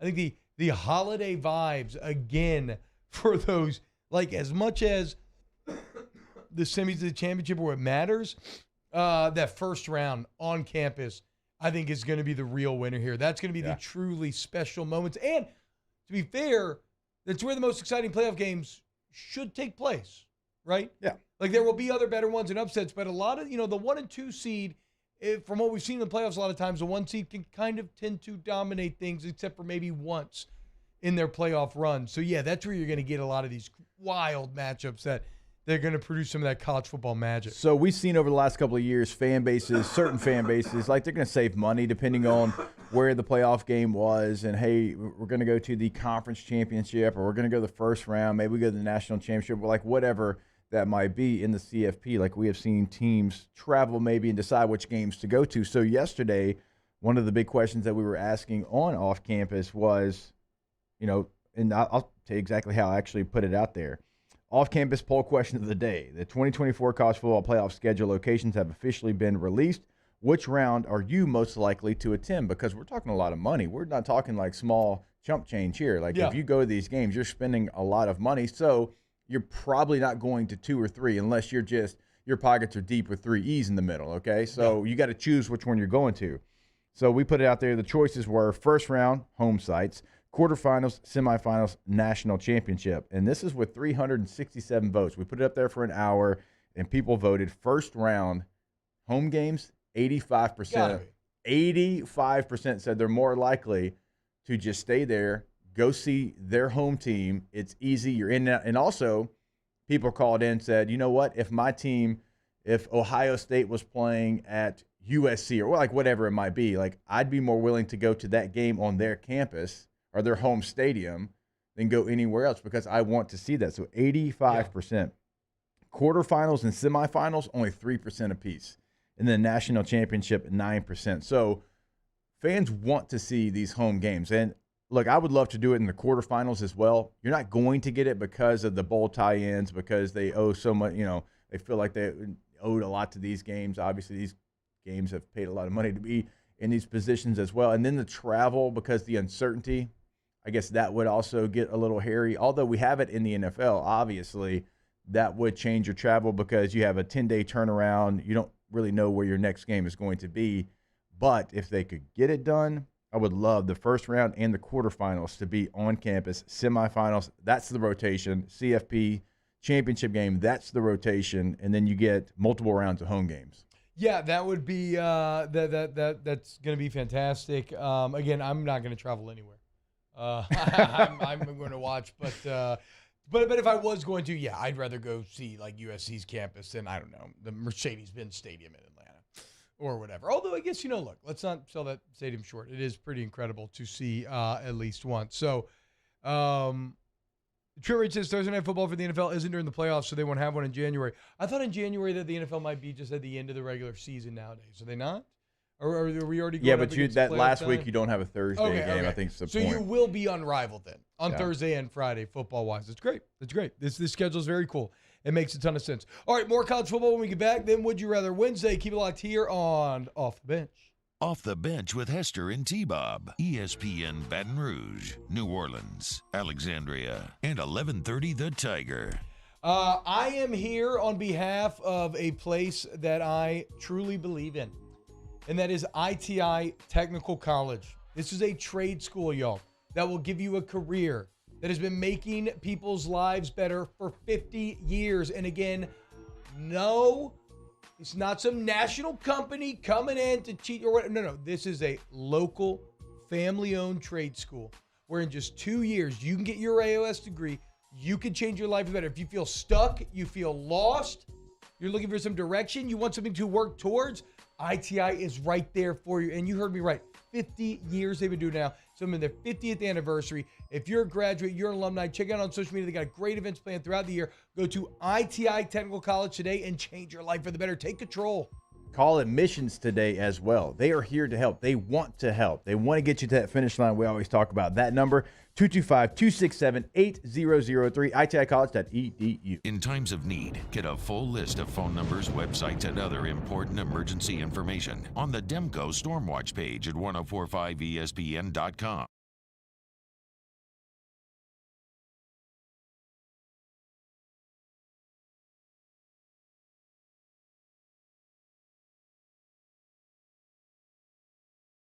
Bayou Ford has the new inventory to get you in a new Ford truck or SUV today, or customize your next vehicle just the way you want. All new Bayou Ford vehicles come with a 1 million mile powertrain warranty. The crew at Bayou Ford is going to do right by you.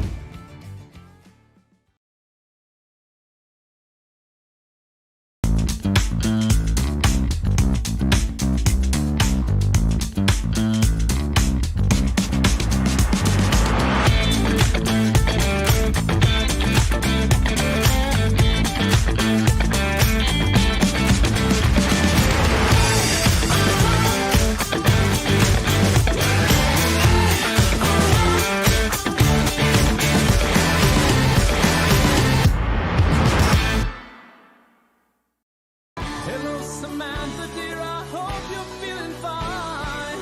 And it won't be long until I'm with you all the time. But until then, I spend my money up right down on my last dime.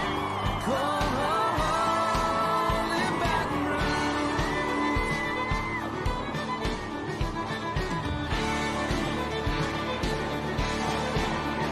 I'm ready, what you put me on through. Gotta send my love down to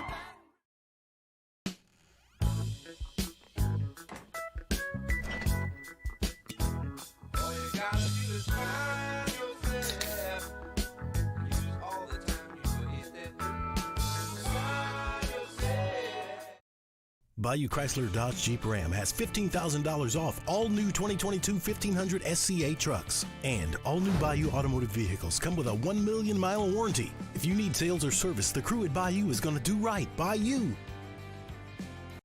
Hey, what's up, y'all? It's that time again. It's heating up. Your boat's getting ready to come out and spend all summer on the water. It's time to take your boat to the next level with front-to-back boat service, where if you want an incredible custom speaker install, it's going to blow people away in the water, that's there for you. You want an HD sonar where you can see the fish under the water before you cast, beat all your friends, that's there for you at front-to-back boat service. So don't put it off. We got the parts in right now. Get them now before they go back on back order. Front-to-back boat service. I've been doing business with Luba for 25 years. They're dependable, trustworthy. It's just the attention to detail with our clients. Our folks have years and years of experience.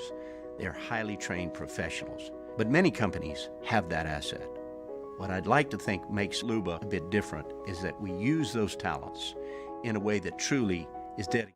The Wednesday edition of Game Time. We're live from Modesto, getting you ready for Cinco de Mayo. Modesto on Burbank. It's Game Time, 6 to 8 p.m. Wednesday on 104.5 ESPN Baton Rouge.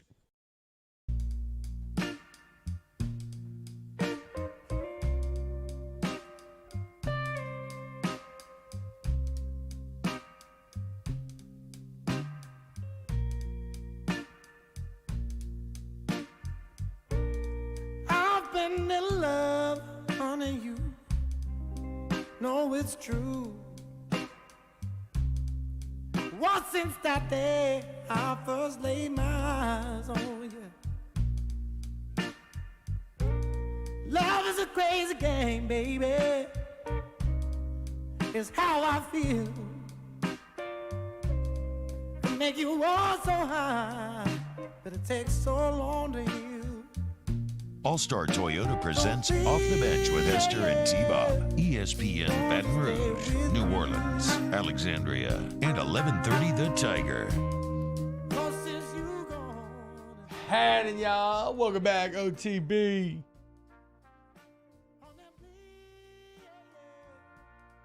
Bill was saying that he thinks that 12 teams is weird. It should be 8 or 16. I disagree in that. I think getting to skip a round is a worthy goal of incentivizing teams to strive for a top 4 seed, right? You don't want this to be something where you're like, well, why am I putting all this into trying to be top 4 when maybe if I just fall back a little bit, it doesn't really matter all that much. And he goes on to say, look, I think playing the bottom 4 teams is reward enough. I disagree. An extra bye week is so incredibly valuable that I think that is more than enough incentive to drive teams to fight for those top 4 spots and let the chips fall where they may. That was a Jake musical request there, by the way. Jake, what were we just listening to? Teskey Brothers. Hell yeah. That was nice, Bo. You know what's a pretty fun exercise? Real quick, and then we'll move on. Looked at last year's rankings heading into the playoffs. This is what, with the 2024 schedule, this is what it would have looked like. In that Friday, Saturday, December 20th, 21st, when we get 1 game on Friday night and then 3 on Saturday, you would have had Tennessee playing host to Ole Miss, which, okay, that's kind of a classic SEC matchup. You would have had Michigan playing host to Tulane. You had Alabama. Tulane? Tulane? No, it's like maturity. I don't know. Tulane, yes. You'd have had Michigan playing host to Tulane. Because we had a Pac-12 guest on the show yesterday. Sometimes I just like to say Tulane. And I kept saying Tulane. He's like, oh, so that's how you say it, not Tulane. And I had to pull up on Google Tulane. It just doesn't feel as efficient. Tulane just rolls off the tongue. Tulane feels like I'm really having to work my mouth. Okay. All right. How about this? Alabama would have traveled to Los Angeles to take on Lincoln Riley and the USC Trojans. And then you have to imagine they would have put this Saturday night.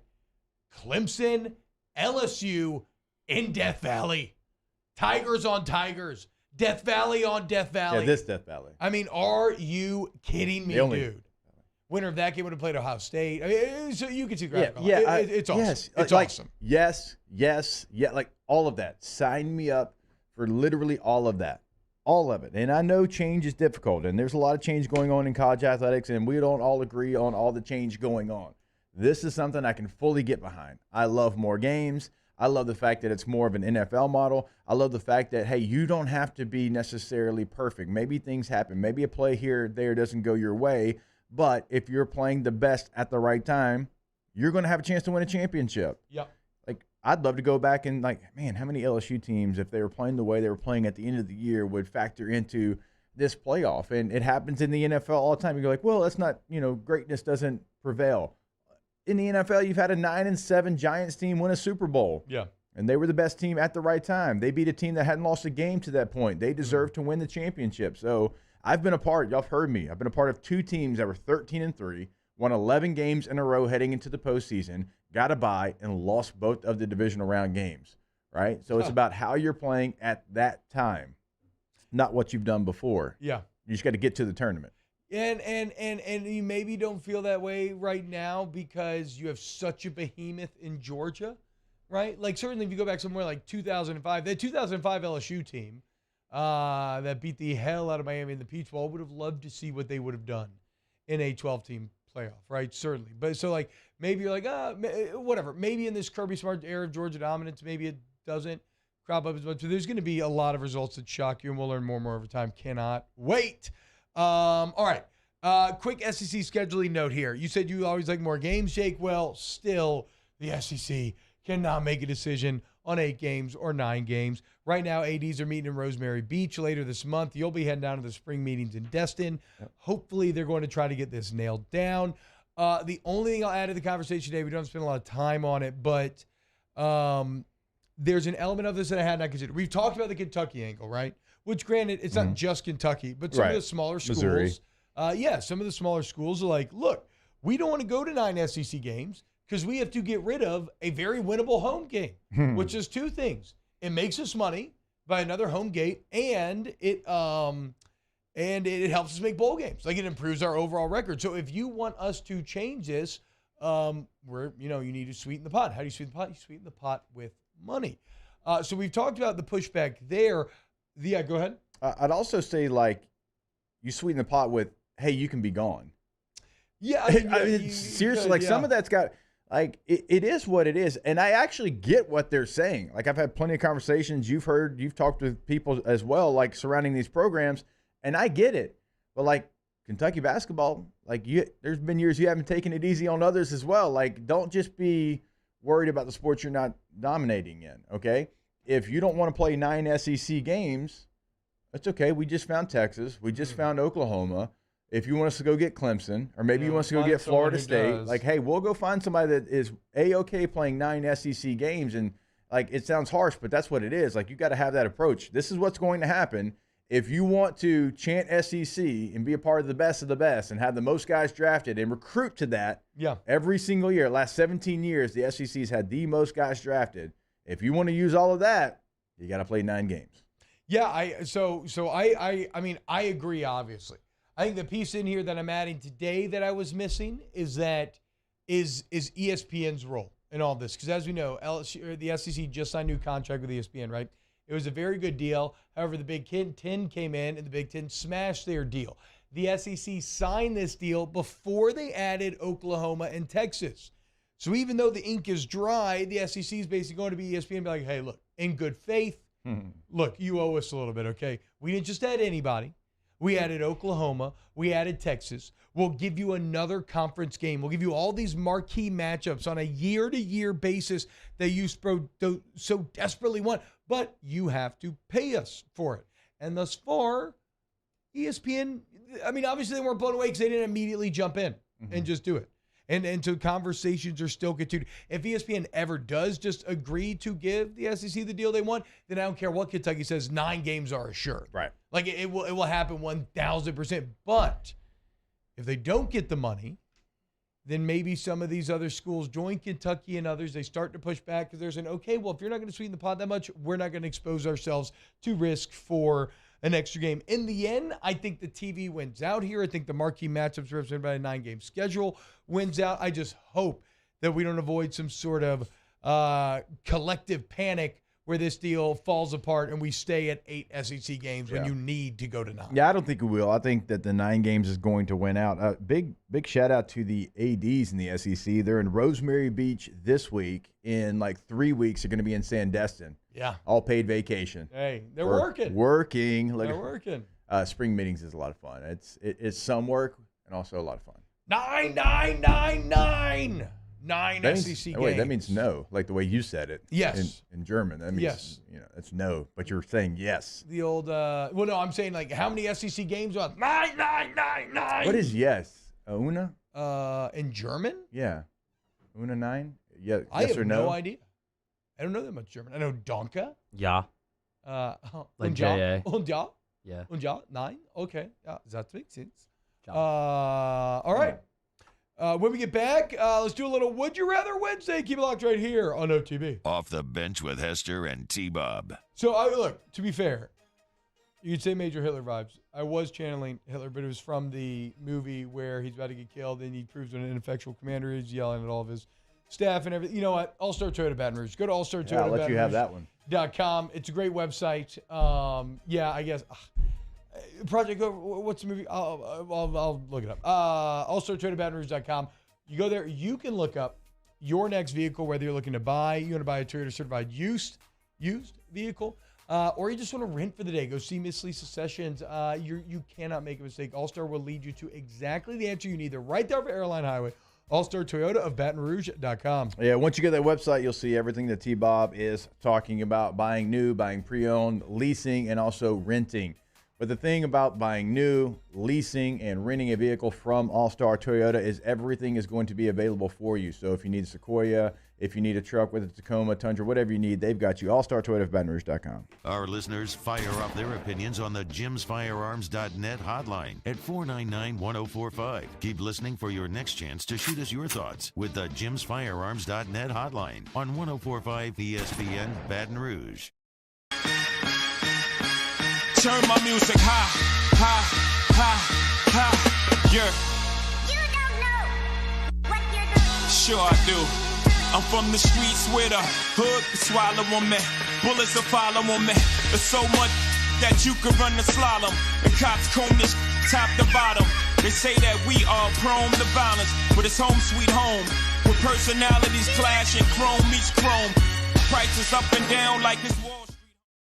Hey, what's up, y'all? It's that time again. It's heating up. Your boat's getting ready to come out and spend all summer on the water. It's time to take your boat to the next level with front-to-back boat service, where if you want an incredible custom speaker install, it's going to blow people away in the water, that's there for you. You want an HD sonar where you can see the fish under the water before you cast, beat all your friends, that's there for you at front-to-back boat service. So don't put it off. We got the parts in right now. Get them now before they go back on back order. Front-to-back boat service. Bayou Ford has the new inventory to get you in a new Ford truck or SUV today, or customize your next vehicle just the way you want. All new Bayou Ford vehicles come with a 1 million mile powertrain warranty. The crew at Bayou Ford is going to do right by you.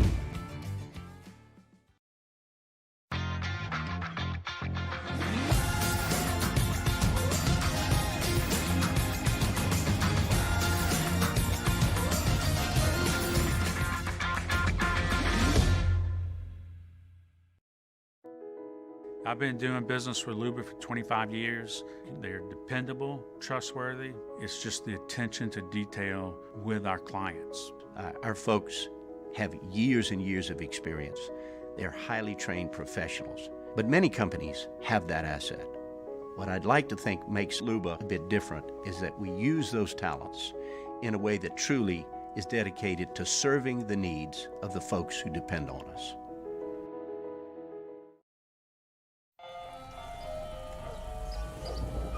Hey there, little buddy. What's the matter? What's the matter? My windows, siding, and my door. That's what's the matter. Relief Windows can fix all of that. I got you. Pop, pop. What's up? Oh my gosh, look! Curb appeal. That's a good-looking neighborhood. ReliefWindows.com. Gulf Coast Office Products is a nationally recognized Savin office equipment dealer based right here in Louisiana. Over 100 employees strong, Gulf Coast has the boots on the ground to support all vertical markets, from education, engineering, legal, and finance. With the latest in office technology, from desktop to production segment units, Gulf Coast and Savin have the perfect fit for you. Call 225-756-2644. That's on Wednesdays, OTB. Recap a little midweek baseball as the Tigers head to Hammond to take on the Lions. Why?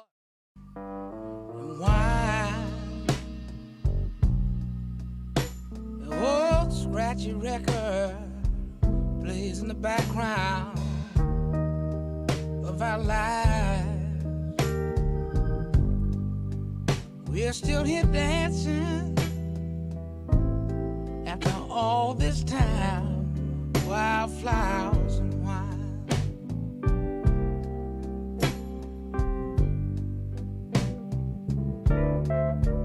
All-Star Toyota presents Off the Bench with Esther and T-Bob. ESPN Baton Rouge, New Orleans, Alexandria, and 1130 The Tiger. Yeah. Okay. Look. Here's what I was talking about, boys. Here's what I was talking about. Hey, Jake. Hey. How many SEC games should we play? 9. Hey, there you go. Okay. It's a very famous scene from the movie Downfall, which is when Hitler is in his bunker and everybody's closing in, and he still has all these grandiose, unrealistic ideas about, like, what they're going to do, and he's berating all of his officers and everything. It's actually a fantastic movie. Fascinating look into the broken psychopath. But you've probably seen it in memes as people have used it endlessly to replace the subtitles with like whatever you want, and it's actually very, very funny. But he was right about the SEC games. Wrong about everything else, for sure. Let's do a little Would You Rather Wednesday.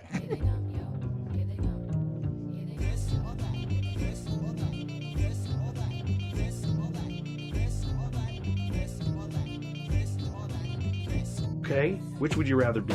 Now, what superpower would you rather have? The question is, would you rather date the blind or the deaf? Would you rather drown or be burned alive? Would you rather be overpaid or underrated? Rather you just said thank you and went on your way.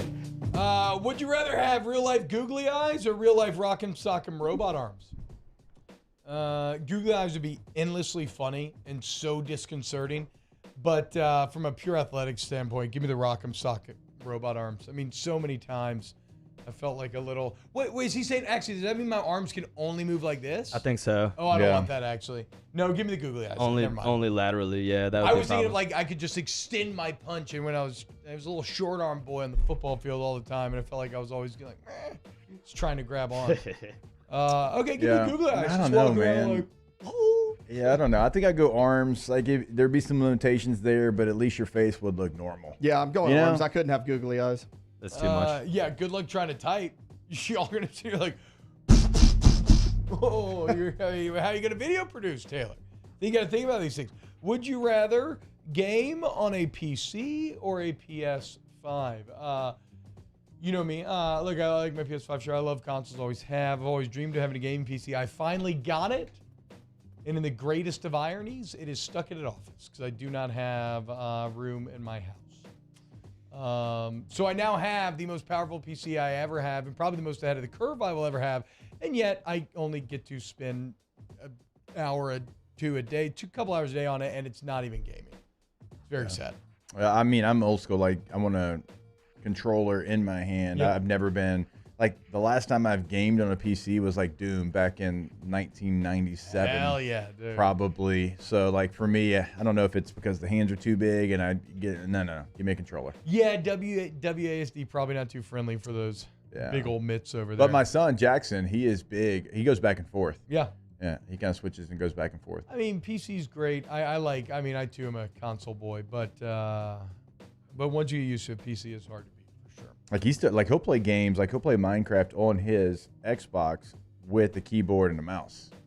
No, that makes sense. Like some games are just going to be better with keyboard and mouse. Absolutely. Would you rather eat whatever you want, not gain weight, or drink whatever you want and not get drunk? Oh, okay. Eat. Well, Oh yeah, I think eat here. Yeah, I mean you're drinking. I'm not a huge drinker, anyways. So I think the eating part of it, like, oof. Because my jam is like desserts, cakes, and donuts, and pies, and that's where my fat boy comes out.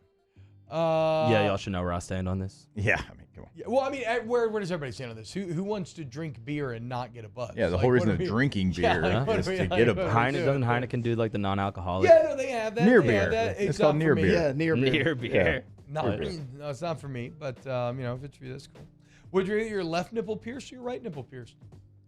I'm gonna go left because I'm right-handed, so it wouldn't rub up against anything. Okay, then I'll go opposite. I'm left-handed. Yeah. I'll do right. There you go. Yeah. I didn't think it mattered. It's so funny you said that. I didn't even think about it from a pragmatic standpoint, but my instinct was right, Mhm. and it had something to do with being opposite of my left. Yeah. I don't know why.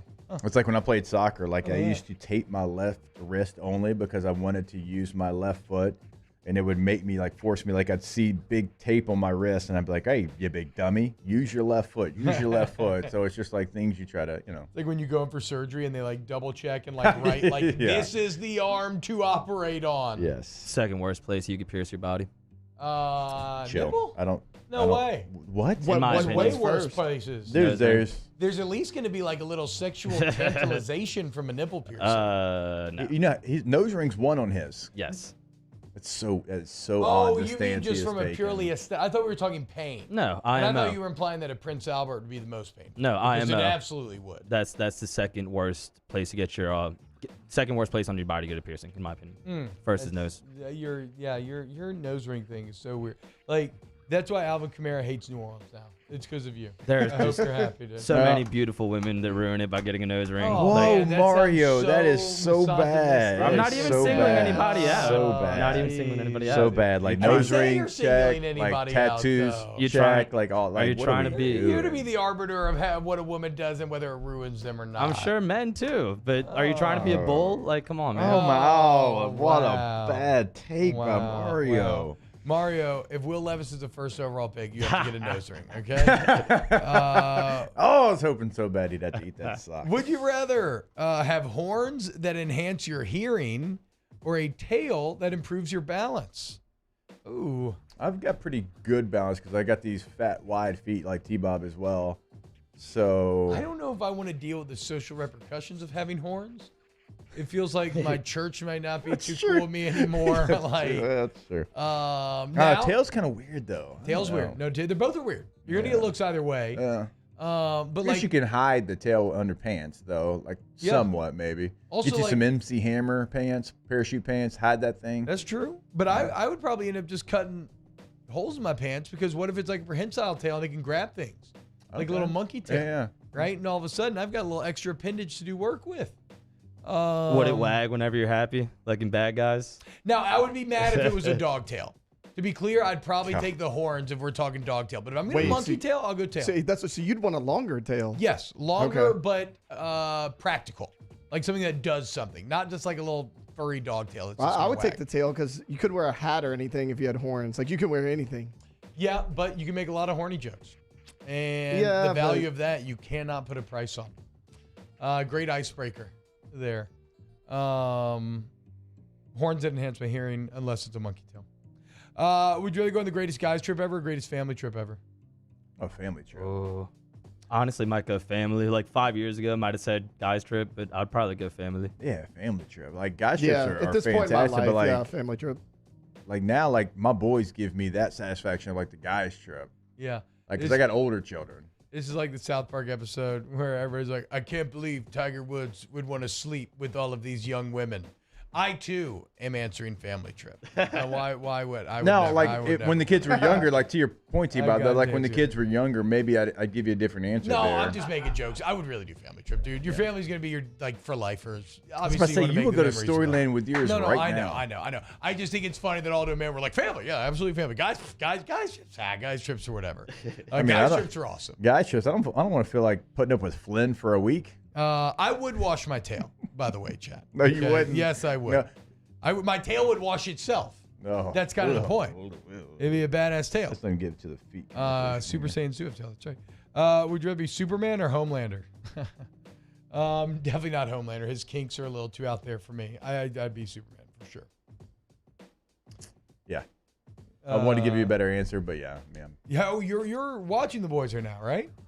I've watched. Yeah, I mean, I've watched it the entire time. Okay, never mind. I thought somebody told me the other day they just started. I thought it was No. I've been watching it. Ooh, it's a lot. It's always been a lot. Would you rather be a helicopter pilot or an aircraft pilot? Aircraft. I'd rather be. Helicopters are terrible. Yeah, I'll go aircraft because you can also include fighter jet with aircraft. That's where my mind went. I was like, sign me up to be like Maverick. I'm trying to fly in a fighter jet. Yeah. Trying to fly a little like Cessna or something. No. If I'm going. Yeah, I'd be fighter jet. Yeah. Like, do you understand? Like, when I was growing up, all I wanted in the world was to have like a flight simulator in my, like, if I could ever have enough money to have like a real cockpit with a joystick and I'm like switching to guns. I mean, like, know that I wanted is that. like, I know. that is out there. I know. Very much so. It's hard to justify that though when you've got 5 children. True, unless you buy it for them and you keep it in your office because you have to keep it in your office because it's the best room to keep it in. Yeah. But I mean, they can use it too. Microsoft Flight Simulator is supposed to be pretty incredible. The grummy little hands off my flight simulator. No. Look, how bad do you want it, and what are you willing to sacrifice to get it? Okay, if you want it, I mean, but if I do it, I'm not like half stepping. No, you know what I'm saying? No, get yourself like I'm getting like chair, the screens that go like this. I want something that closes me in. Oh, okay. Yeah, I want to go. That might be a little much. I know. That might be a little much. I know. You can get like just big screens that'll go all the way around. Like, I've seen a lot of good setups. I know a guy. Like, why's Jake not here this morning? He's in the cockpit. There's a guy who, Vinny Caravella on a video game podcast I listen to. He has a couple kids or whatever, and he set one up in his basement. And one of his favorite things to do, he likes Microsoft Flight Simulator, and he does commercial flights. He'll just do a little San Fran to LA run, grab a drink, kind of turn off the lights, enjoy the peace of the cockpit. Seems pretty cool. I would like to experience it sometime. Jacob says his wife has a nose ring, and it's the most sexiest part about her. Shocker. Jacob's wife ugly. Taylor says, I don't like nose rings either, Mario. Big shocker. Okay. How about you say it on the mic? Does coward. everyone look bad with a nose ring? No one looks better with a nose ring. That's just my opinion. I disagree. Me and Taylor disagree on a lot of things, including Lamar Jackson, but we agree here. You some vanilla granola grain. So vanilla. All right, Mr. Vanilla. Vanilla ice cream. Vanilla everything. Vanilla skin. It's not. Once again, you misunderstand. It's not. You think of it as simple. What I'm telling you is me enjoying vanilla ice cream is actually more complex. Because it's an appreciation of the depth of perfection that you can achieve in something small. Okay? So that's where, like, the greatest pepperoni pizza in the world, the greatest vanilla ice cream in the world. You sound like David Griffin trying to give me hope right now. All I'm saying is, man, it's very Japanese. I wouldn't expect you to understand it. That'll do it for today's Would You Rather Wednesday. Shout out to everybody putting your questions in the chat. When we get back, we will close out hour number 2. We got Shea Dixon coming up, talking recruiting here at 9:15. Keep it locked on OTB. Off the Bench with Hester and T-Bob. Okay, this actually that's good, champ. We'll get to that. Go to Riverlands Insurance and call up Thomas Email.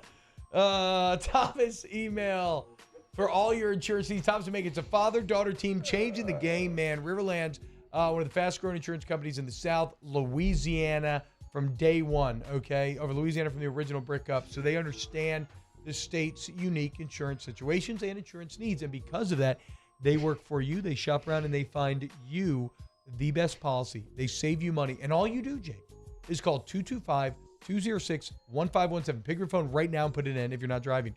225-206-1517. Give that number a call today. That's anywhere in the state of Louisiana. We say every single day. We're very fortunate to be on throughout the state, from North Louisiana, obviously, Alexandria, right there in the middle of the state, and certainly in New Orleans, Baton Rouge, everywhere. Like, we're talking to you. Give Thomas a call, 225-206-1517. In times of need, get a full list of phone numbers, websites, and other important emergency information on the Demco Stormwatch page at 1045ESPN.com.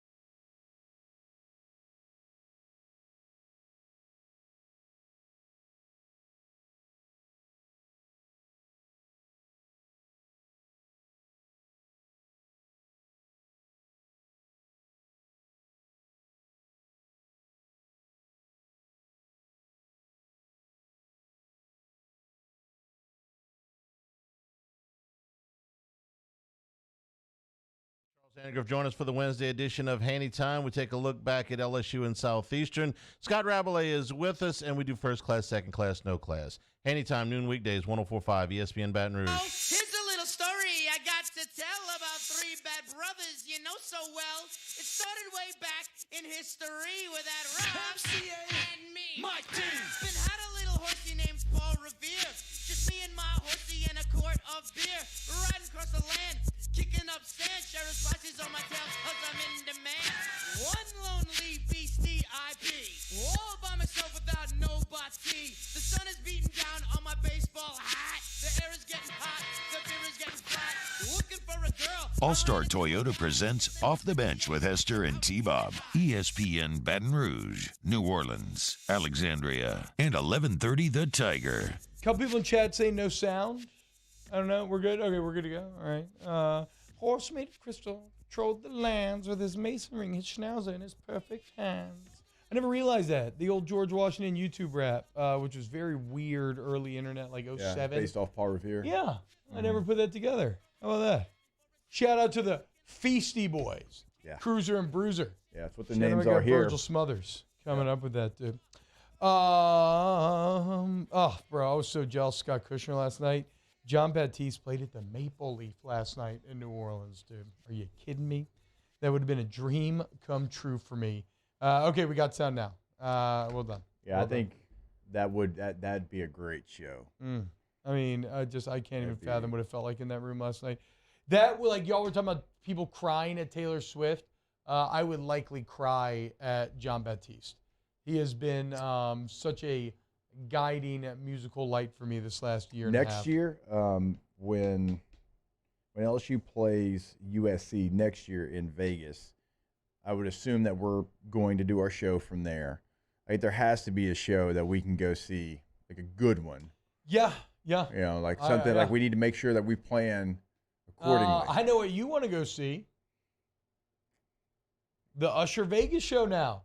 He's a Vegas man. Yep, that's where we're going. Mean, what are we talking about? I'm going, you're dude? going, whoever's there, we're going to Usher. You want to go. We're going to Usher. God, Boys Night at Usher. He's got residence there? I'm pretty sure he has residence there. Double check me on that. I'm almost positive he does. Yeah, I believe you. And I saw a meme the other day about how, we are going. Even though you would think it's a bunch of women, it's actually a bunch of middle-aged dudes just loving some Usher, dude. These mixed CDs weren't going to make themselves. Exactly, man. Usher got a lot of people Usher helped us out. Got a lot of people laid and paid, baby. Shout out Usher. It's like you had 12 songs. It's like, I put 8 Usher on here, 3 Jagged Edge. Who do I go with the 12th song? That was me.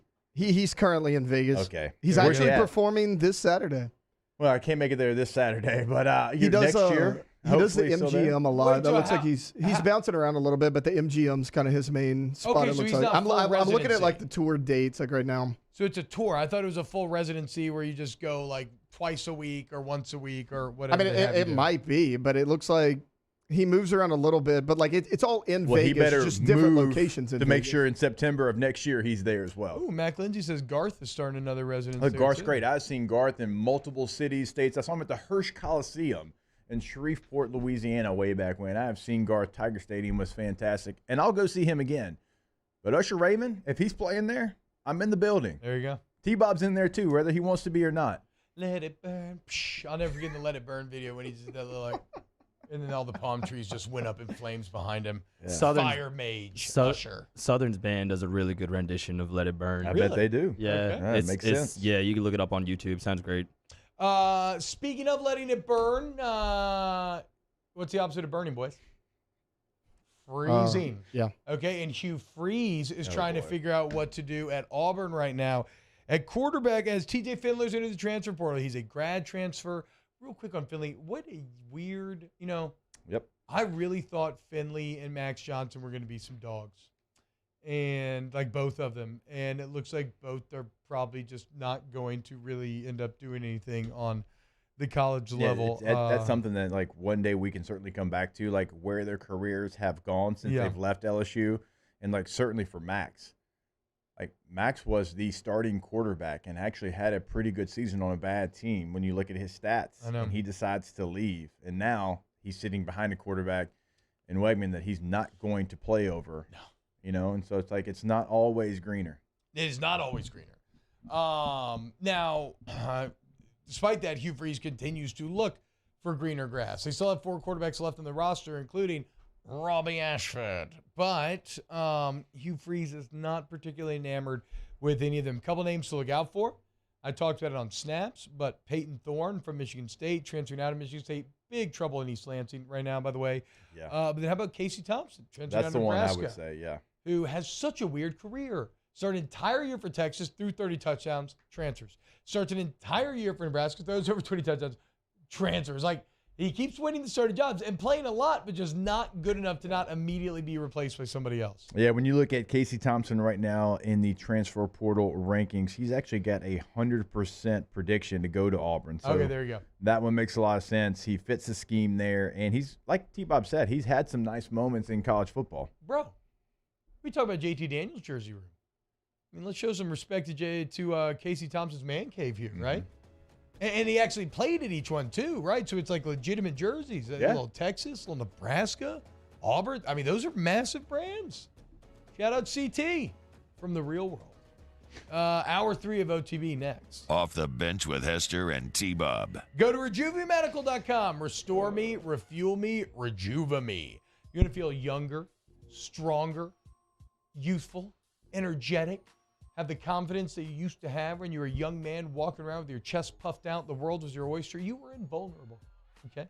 Well, I don't care if you're 20, 30, 40, 50, what's going on, how you're feeling now. Rejuve Medical can get you there. Do some upkeep on your body. Okay? It's the most important machine. Fight the aging process. Maybe it's HRT, maybe it's not. Get your labs wrong. Figure out what your body needs and figure out more about your health while you're at it. Go to RejuveMedical.com today. In Baton Rouge, in Metairie, in Slidell, and now in Shreveport, right? So go ahead, go to the website T-Bob just gave you, RejuveMeMedical.com.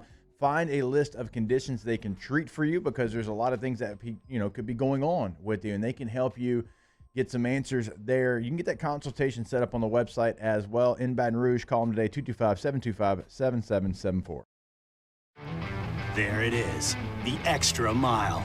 On the border of expected and extraordinary for those willing to go further, like vans customized for work or play, with safety and tech to keep you connected, supported by a 5-star sales, service, and finance team, and backed by the 1-star you know. So go the extra mile. It's never crowded because so few have what it takes to go there. Mercedes-Benz Vans.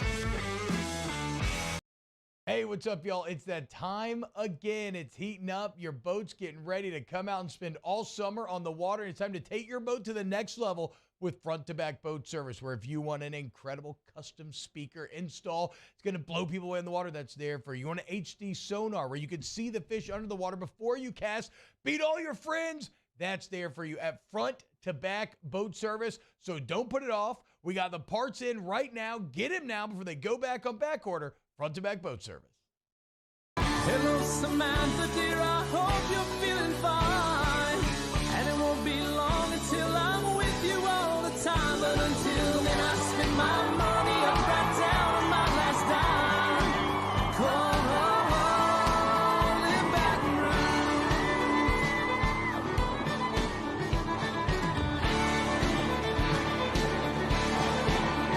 I'm ready, what you put me on through. Gotta send my love down the path. I've been doing business with Luba for 25 years. They're dependable, trustworthy. It's just the attention to detail with our clients. Our folks have years and years of experience. They're highly trained professionals. But many companies have that asset. What I'd like to think makes Luba a bit different is that we use those talents in a way that truly is dedicated to serving the needs of the folks who depend on us.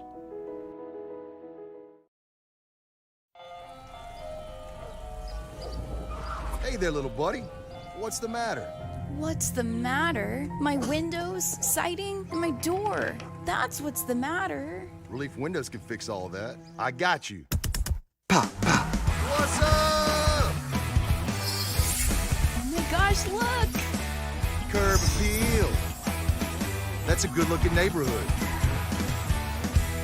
ReliefWindows.com. Gulf Coast Office Products is a nationally recognized Savin office equipment dealer based right here in Louisiana. Over 100 employees strong, Gulf Coast has the boots on the ground to support all vertical markets, from education, engineering, legal, and finance. With the latest in office technology, from desktop to production segment units, Gulf Coast and Savin have the perfect fit for you. Call 225-756-2644. That's 756-2644 for Gulf Coast Office Products.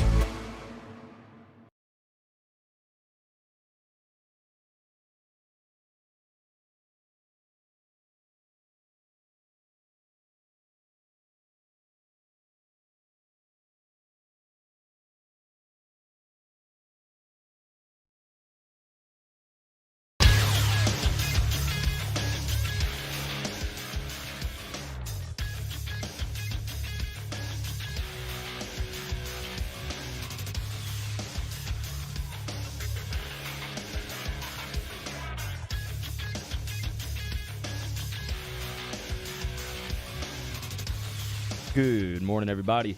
It is 9 a.m. on Wednesday, May 3rd. Today in Baton Rouge, expect sunny skies with a high of 86.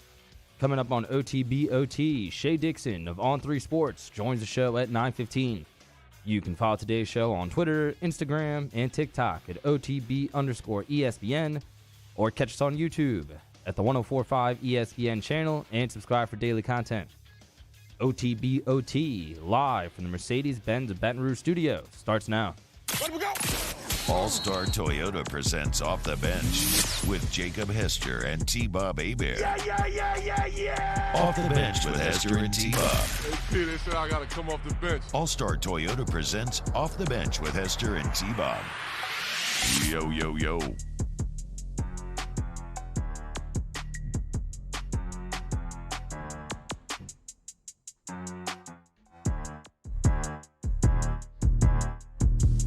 Yo, what's happening, y'all? Welcome back to OTB. T-Bob, Jake Meyer, Taylor Sharp hanging out with you today. Hope you're having an excellent day, my friends. Mari, how do you say college football in Spanish? Fútbol Americano Universitario. Okay, Fútbol Americano Universitario. Yeah, pretty good. What if I said, yo quiero Fútbol Americano Universitario? That would make sense. What does that mean?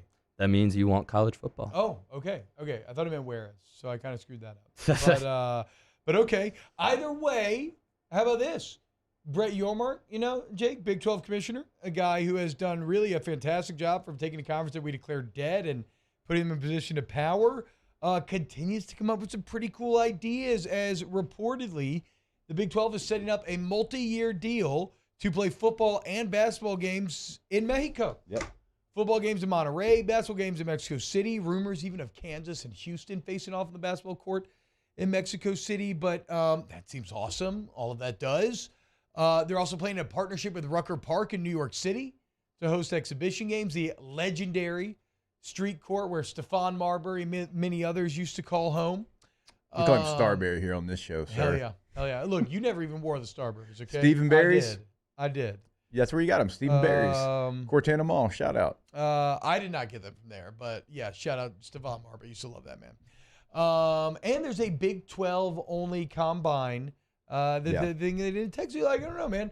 It's maybe it's a bit like Succession season 1 where old boy's talking about Operation Lifeboat. Just bring me ideas, right? That was Yormark when he took over the Big 12. Just bring me ideas.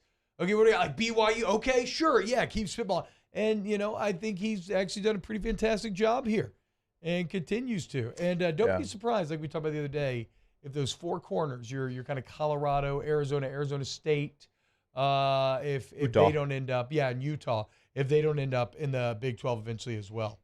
A lot of people, like a lot of old college football heads, they were like hating on this yesterday on Twitter. I don't know if you saw some of that, T-Bob. Like, you don't recruit Mexico. Why would you go play there? It's not what it's all about. Like, yeah, LSU goes and plays in Houston because they recruit Houston, and that makes sense. But LSU's going to play in Las Vegas. They don't have a ton of recruits from Las Vegas. They're playing USC there next year. Like, sometimes you don't do things that are only recruiting focused. You get the brand. Well, you get the brand out there. It still is, though, because you you're get the brand out TV. there. But it's like, it's not where you get a lot of people from, but your own. Yeah, I think that's probably going to be the Sunday game again. That's why you're doing this Florida State series. right, you're the Sunday game, you're the standalone game, and it's for your brand. Well, them going to play in Mexico, it's going to be on TV, it's going to be on ESPN1, it's going to be on the main channel, and it is two brands playing in Mexico. They have obviously strong Texas ties, and they're trying to just do anything they can to get excitement, to get eyeballs, to get some juice going. Like if they're going to have games in Rucker Park, like, you know what? I'll probably watch some of that. Hell yeah. Like I wouldn't watch that if it was in Dallas. No, I'm not watching. Wouldn't watch a second. Wouldn't watch a second of it. But if it's on Rucker Park, I'm like, all right, I'm going to tune into this for a little bit. So they're thinking outside the box. And I actually really do like this. And the Texas only, or the Big 12 only combine in Texas. Yeah. That's something he's trying to get the players that don't get invited to the combine, or maybe some of those players that don't have the opportunity. They're going to get that opportunity. And guess what you can do? You can televise that somewhere. Yes. And people are going to tune in. There's sickos, college football sickos out there that will tune into all of this. And it's thinking outside the box. And you know who's not thinking outside the box is the Pac-12. Yeah. What are you talking about? They're striking a deal with Ion. Nothing is more outside the box than a streaming deal with I told you, yeah. Murder, She Wrote, followed by Cal and Oregon State coming up here on Ion. All right, boys. NBA playoffs going down right now, and it's just absolutely disgusting what is happening here. I just don't know other way to put it. All of a sudden, the Lakers feel just bigger than everyone, and I don't mean brand-wise. I mean physically on the court, just feel bigger and better. Yeah, they can still shoot, and they still have LeBron and AD, and you got him blocking 10 shots out here. Lakers do. You got AD grabbing over 20 boards. LeBron, I think I saw earlier with his 23rd 20-point playoff game against the Warriors in a row or something absurd like that. Yeah, I hate this. And they win in Golden State, where the Warriors have been pretty unbeatable this year, right? Awful on the road, unbeatable at home. And, it's just, I mean, who are the Nuggets the great hope here? Who is going to stop the Los Angeles Lakers from lifting yet another finals trophy? I mean, this series ain't over yet. It's just game one. Definitely a huge win for the Lakers. I wouldn't count Golden State out just yet. But yeah, Denver is looking really good right now. If I was Minnesota, I maybe wouldn't feel as bad about that first round loss. We'll see what happens in that series too.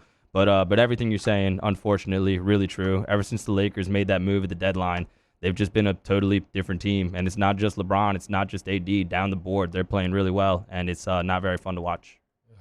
The look on T's face right now is not great.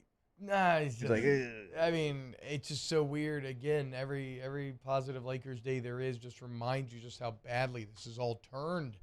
And what you once thought, and we were all laughing from afar, and now all the Lake Show fans are all getting to just bask in all of this. All those ridiculous ESPN segments that we clowned about are the actual championship contenders, and now those all appear validated and justified. And in calling them clownish, we have proven ourselves to be the ones wearing the red nose. It's very disappointing. It's still look, I told y'all, full disclosure, I have not done a deep dive into the NBA playoffs. Mario's obviously vested in this series, and he loves the NBA, and I totally get it. But it's still not over. I mean, what the Nuggets are doing right now, obviously, that's still the team in the West. And you still got a long way to go before either one of these teams wins a championship. Can they? Yeah, they can, but I would not put them as the favorite. In fact, I would put them behind Denver. I would put them behind whoever wins the Sixers and Celtics series, to be honest with you. I hope you're right. I definitely hope you're right. That was impressive. James Harden popping off with no Joel Embiid. By the way, Taylor, there's a picture at 9 o'clock of Rob Lowe and Rob Pelinka. You can find that as well. It's pretty shocking. But, yeah, Joel Embiid named NBA MVP. And the reason why I bring this up, Zion Williamson fans, take heart, okay? Because maybe one day this can be us too, right? Joel had a shockingly similar time to start his career in Philadelphia, and now at 29 years old, which sounds crazy that he's now 29, feels like he's been around forever, only 29 I should say, but at 29 years old, he has been now named the best player in the NBA. So a huge congratulations to him. What's the word on his injury, boys? When's he going to be back?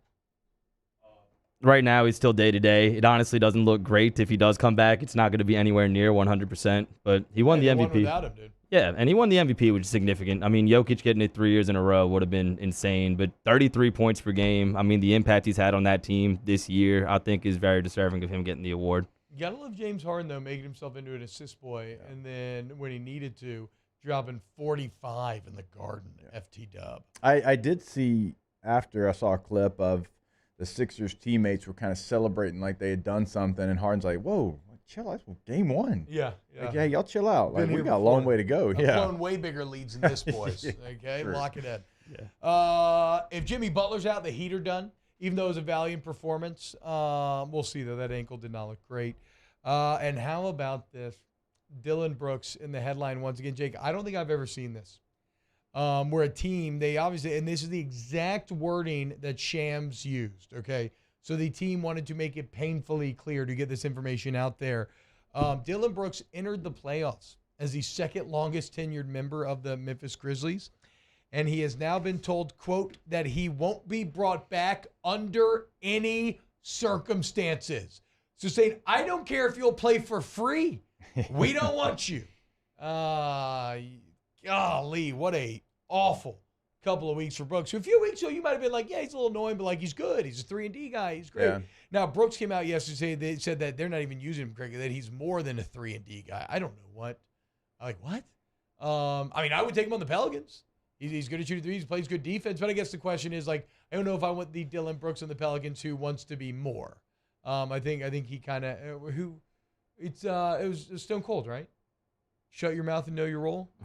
Dylan Brooks could use a little Stone Cold in his life for sure. Yeah, his antics definitely played a huge part here, but he reportedly was kind of asking for a lot of money, like more than he's worth. So I definitely understand the Grizzlies' point of view here, and I would rather him not on the Pelicans, if we're being candid. The only way that you get to, I mean, the Pelicans just need anybody that can shoot, but Yeah. I feel you. Can you shoot? The only way we'll that take it. you get to the team putting under any circumstances Yeah. out there this early are the antics. Yeah, you've been toxic. The antics are what push that all across the finish line there. I mean, what a clown, especially after what everything this team has gone through this season. Yeah. I mean, to act like that against that team who had the momentum, like, again, don't act like a clown if you cannot get laughed at. Yeah.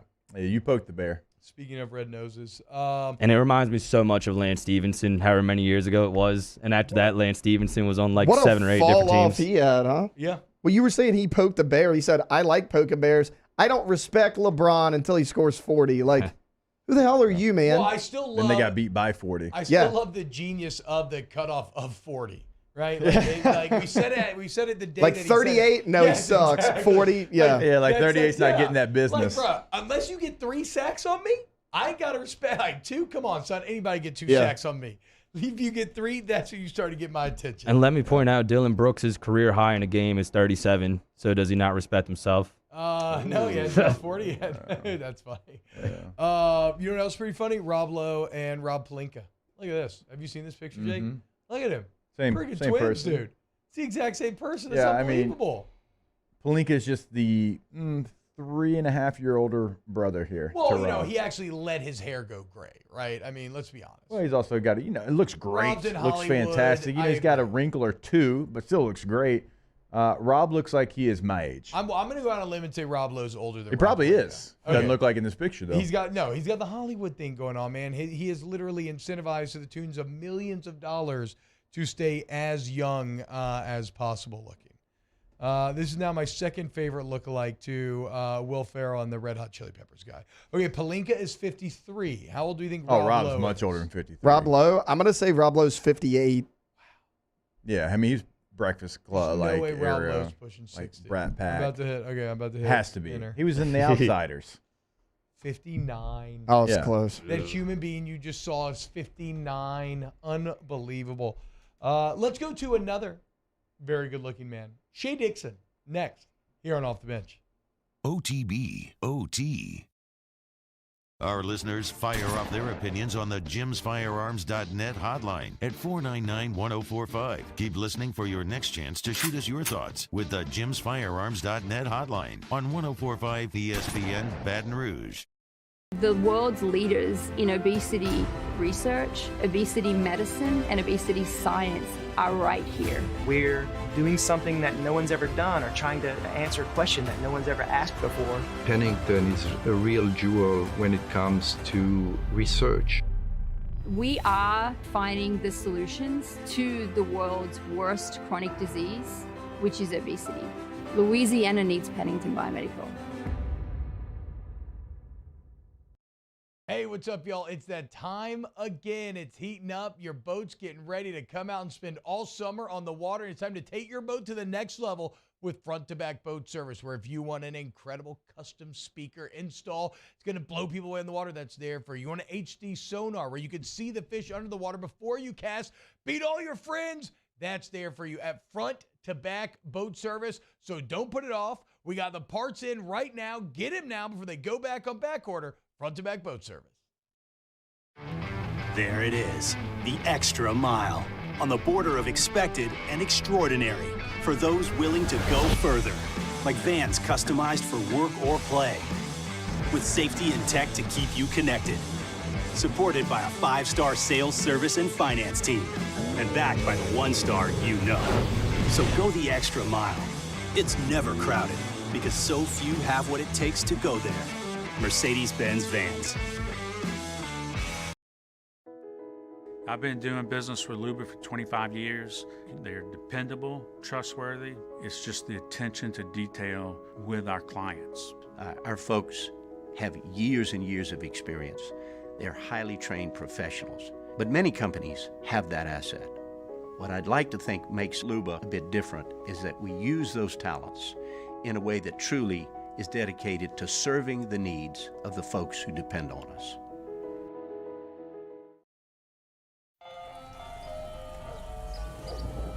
Hey there, little buddy. What's the matter? What's the matter? My windows, siding, and my door. That's what's the matter. Relief Windows can fix all of that. I got you. Pop, pop. What's up? Oh my gosh, look! Curb appeal. That's a good-looking neighborhood. ReliefWindows.com. Gulf Coast Office Products is a nationally recognized Savin office equipment dealer based right here in Louisiana. Over 100 employees strong, Gulf Coast has the boots on the ground to support all vertical markets, from education, engineering, legal, and finance. With the latest in office technology, from desktop to production segment units, Gulf Coast and Savin have the perfect fit for you. Call 225-756-2644. That's 756-2644 for Gulf Coast Office Products.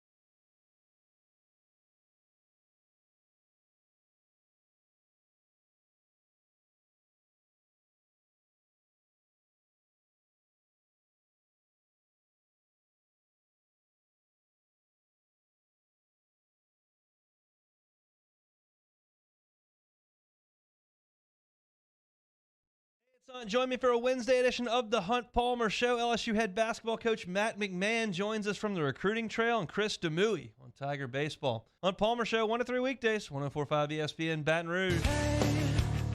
Don't write yourself off yet. It's only in your head you feel left out or looked down on.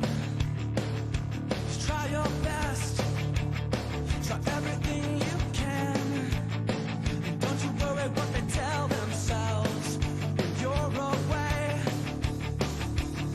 It just takes some time. Little girl in a little out the right. Everything will be just fine. Everything will be alright, alright. OTB, OT, with Hester and T-Bob on 104.5 ESPN Baton Rouge and 94.7 ESPN Alexandria. What's happening, y'all? Welcome back to OTB. T-Bob, Jake Martin, Danny hanging out with you right now, and it's my pleasure to be joined by, what did I say, Danny? Taylor, not Danny. Who's Danny? That's a lot of muscle memory, dude. That's years of muscle memory there. We love you, Danny. No, not really. He's a buster. Let's go to a guy who's not a buster. Our guy, Shea Dixon from On3 Sports. Shady, what's happening, brother? What's going on, man? How's your May 3rd going during this wonderful temperate spring that we've been having. Amazing now that I am certified not a buster. Yeah, bust up. We don't, Shea, be careful. No hard R's on this show, okay? Bust up. You are not a bust up. This is true. Feel good about that then. How do you feel about where LSU stands recruiting-wise right now? Now, I want to get into everything. We're going to get into the coaches hitting the road, draft, all of that. But we talked about last week, Trey'Dez Green committed to LSU. Huge guy, like literal. I mean, 6'8", 6'9", tight end. But what's the bigger deal to me is you look up Shea, you look at the top 10 recruits according to On3 in Louisiana, and like they're all LSU commitments or heavy LSU leans. Has Brian Kelly answered the question about whether or not he can recruit the state of Louisiana? Yeah, I mean, I think so. I think that's always going to be a work in progress to make sure you lock down the state every year. I also think having a number of people on staff familiar with the state, namely Frank Wilson, who's done this many, many times in terms of recruiting Louisiana and doing it for LSU, was massive. I still think that was one of his biggest hires, to bring a guy like Frank back who can handle, the ins and outs of Louisiana. They put together a great staff of personnel guys who do the same. So I do think that they're sitting in a good spot. And look, I think you bring up something well. I was about to pull that up myself because I think that's a good talking point, T-Bob, in terms of look at Louisiana right now, for instance, and you mentioned it. You look at the top 10 players in the state, everyone that is committed somewhere is committed to LSU, and everyone that's not committed somewhere at the moment is considered a lean to LSU. So that's what you want, right? You want to be able to lock up the best players in Louisiana year in, year out. A year ago when this staff took the job, remember what the top 10 players in the state looked like? It was Arch Manning leaving the state, Eli Holstein leaving the state, Derek Williams over at Westgate going to Texas, Tackett Curtis leaving the state, Jaden Osbury leaving the state. So it was one of those rare times where you looked at the top players in Louisiana and LSU wasn't getting them all, and you understood why. It was a transition year. They were coming off back-to-back 500 regular seasons. But I think it's a pretty good sign that that's starting to shift the other way. Let me see. 1, 2, 3. LSU only signed 4 of the top 10 players in the state a year ago. Right now, they've already got 4 of the top 10 players in the state committed, with the other 6 they lead for. And Shea, we were talking about this yesterday. It does feel like it's from top to bottom in the state. And Brian Kelly's done a really nice job of, going up to the 318. And look, I know our listeners kind of roll their eyes because they get tired of me talking about it, but like that's an important part of it. Like you've got to hit the entire state because, some of the guys that you mentioned there in the northwest part of the state, those are guys that left the state, but it does feel like he understands that it is an entire state, not just one area of the state. 100%. And we've got an amazing on3 right now. They're building a database that's just unlike anything I've ever seen. But you can go and look at NFL drafts, which is what we do. The recruiting, or I should say the recruiting scouts, not me, but the people that work for On3. You're projecting towards the NFL draft, right? Mm-hmm. We've got 32 5-stars for 32 first-round picks. We've got 200 and a top 300. They usually have about 270-something picks in the draft.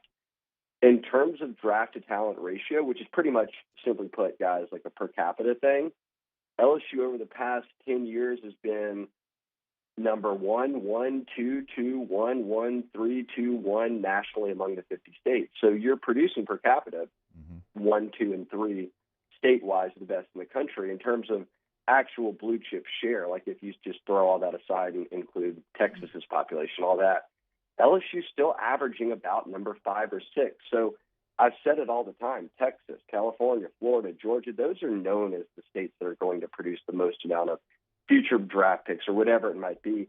But Louisiana's right there in the top 5. That's why Brian Kelly, a reason you take this job. You can come here. Everyone recruits all those other states. Only LSU is here in Louisiana. If you're able to hold that down, you're building a pretty good foundation. And Jacob, just so that you don't have to say it, I went and did all of the research over the past 5 NFL drafts.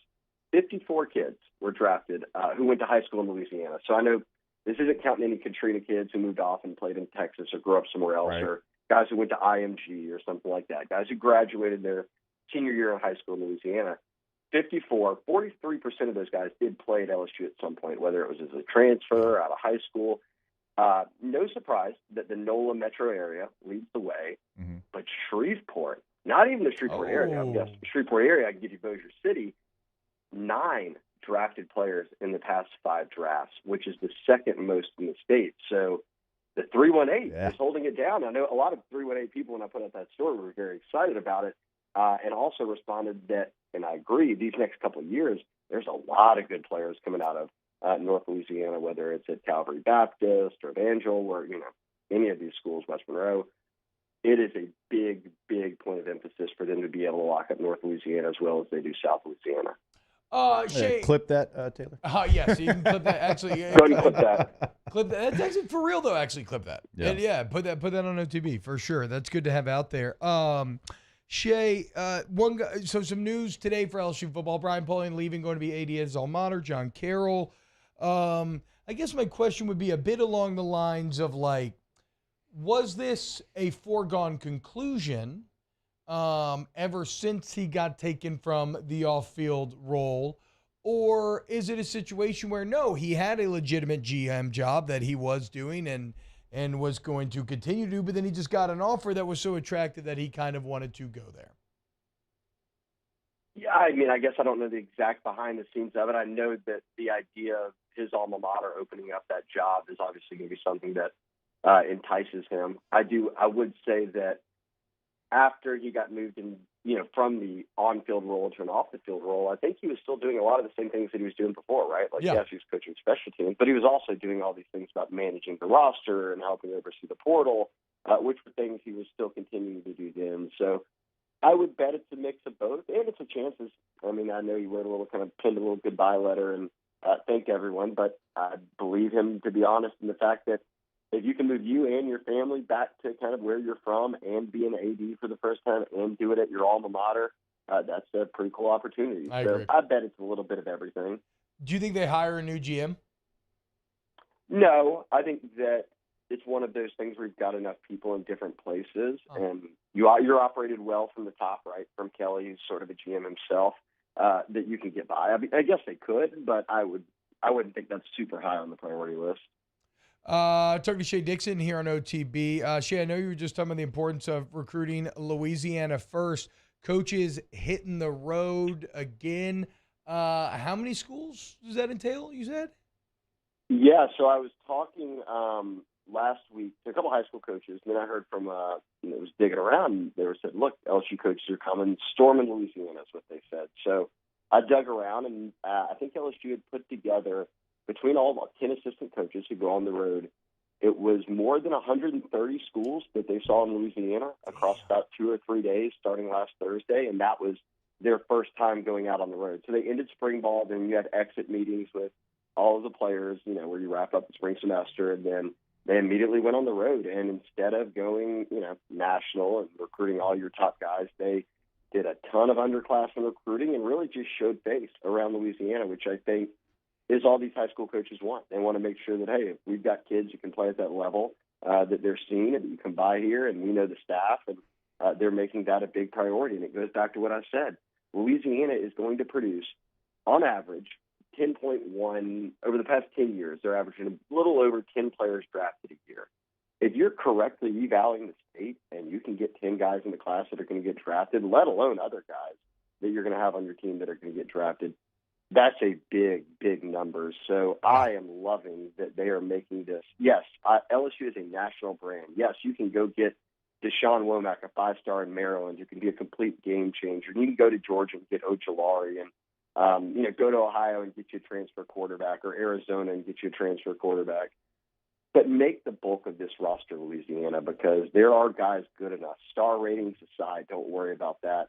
This is not a state where, and this is just the reality of it, where, Texas, these kids are playing in multi-million-dollar facilities and have really good strength training and conditioning daily. California has that. A lot of schools in Florida have become like that.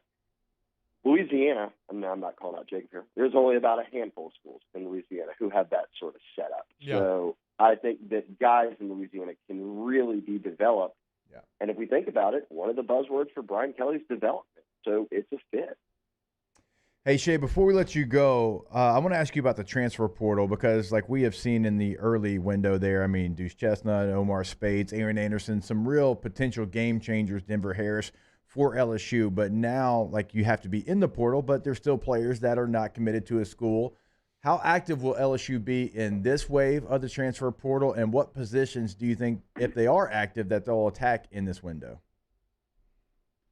Yeah, great question. So they flirted around with O-line and making offers at both the first and second portal window. So clearly they thought that's still a position we could at least use for some depth purposes. Like, you're not going to get a fifth-year senior to be like, okay, yeah, sure, I'm coming, and then competing with 5 returning starters and, you know, a 6-man in either Marlon Martinez or Charles Turner who's played a ton. So really there you want depth. I think tight end, if you could find a guy who maybe only has a year left, that can kind of just come in, help you this year, help bring the young guys along, that would be big.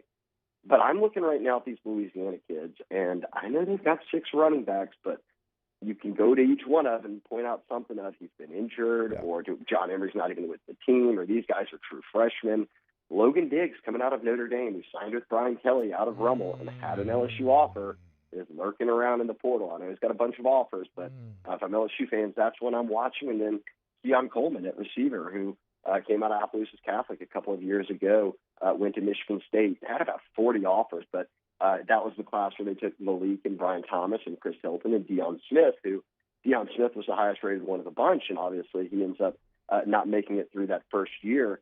This is almost like a chance for them to double back and get Keon Coleman, who has certainly proven himself to be kind of one of those top guys alongside the aforementioned. So he's got a bunch of offers as well. Trey Amos, most recently, coming out of UL at corner, has a ton of offers. I know Napier can potentially be considered a team to beat there, but he is a Louisiana kid. He's a kid who won state titles in high school here. So if the point of the portal, as Brian Kelly has said publicly many times, is to get Louisiana guys onto this roster and back to Louisiana, they do have a chance with a handful of guys I just mentioned here in the second window.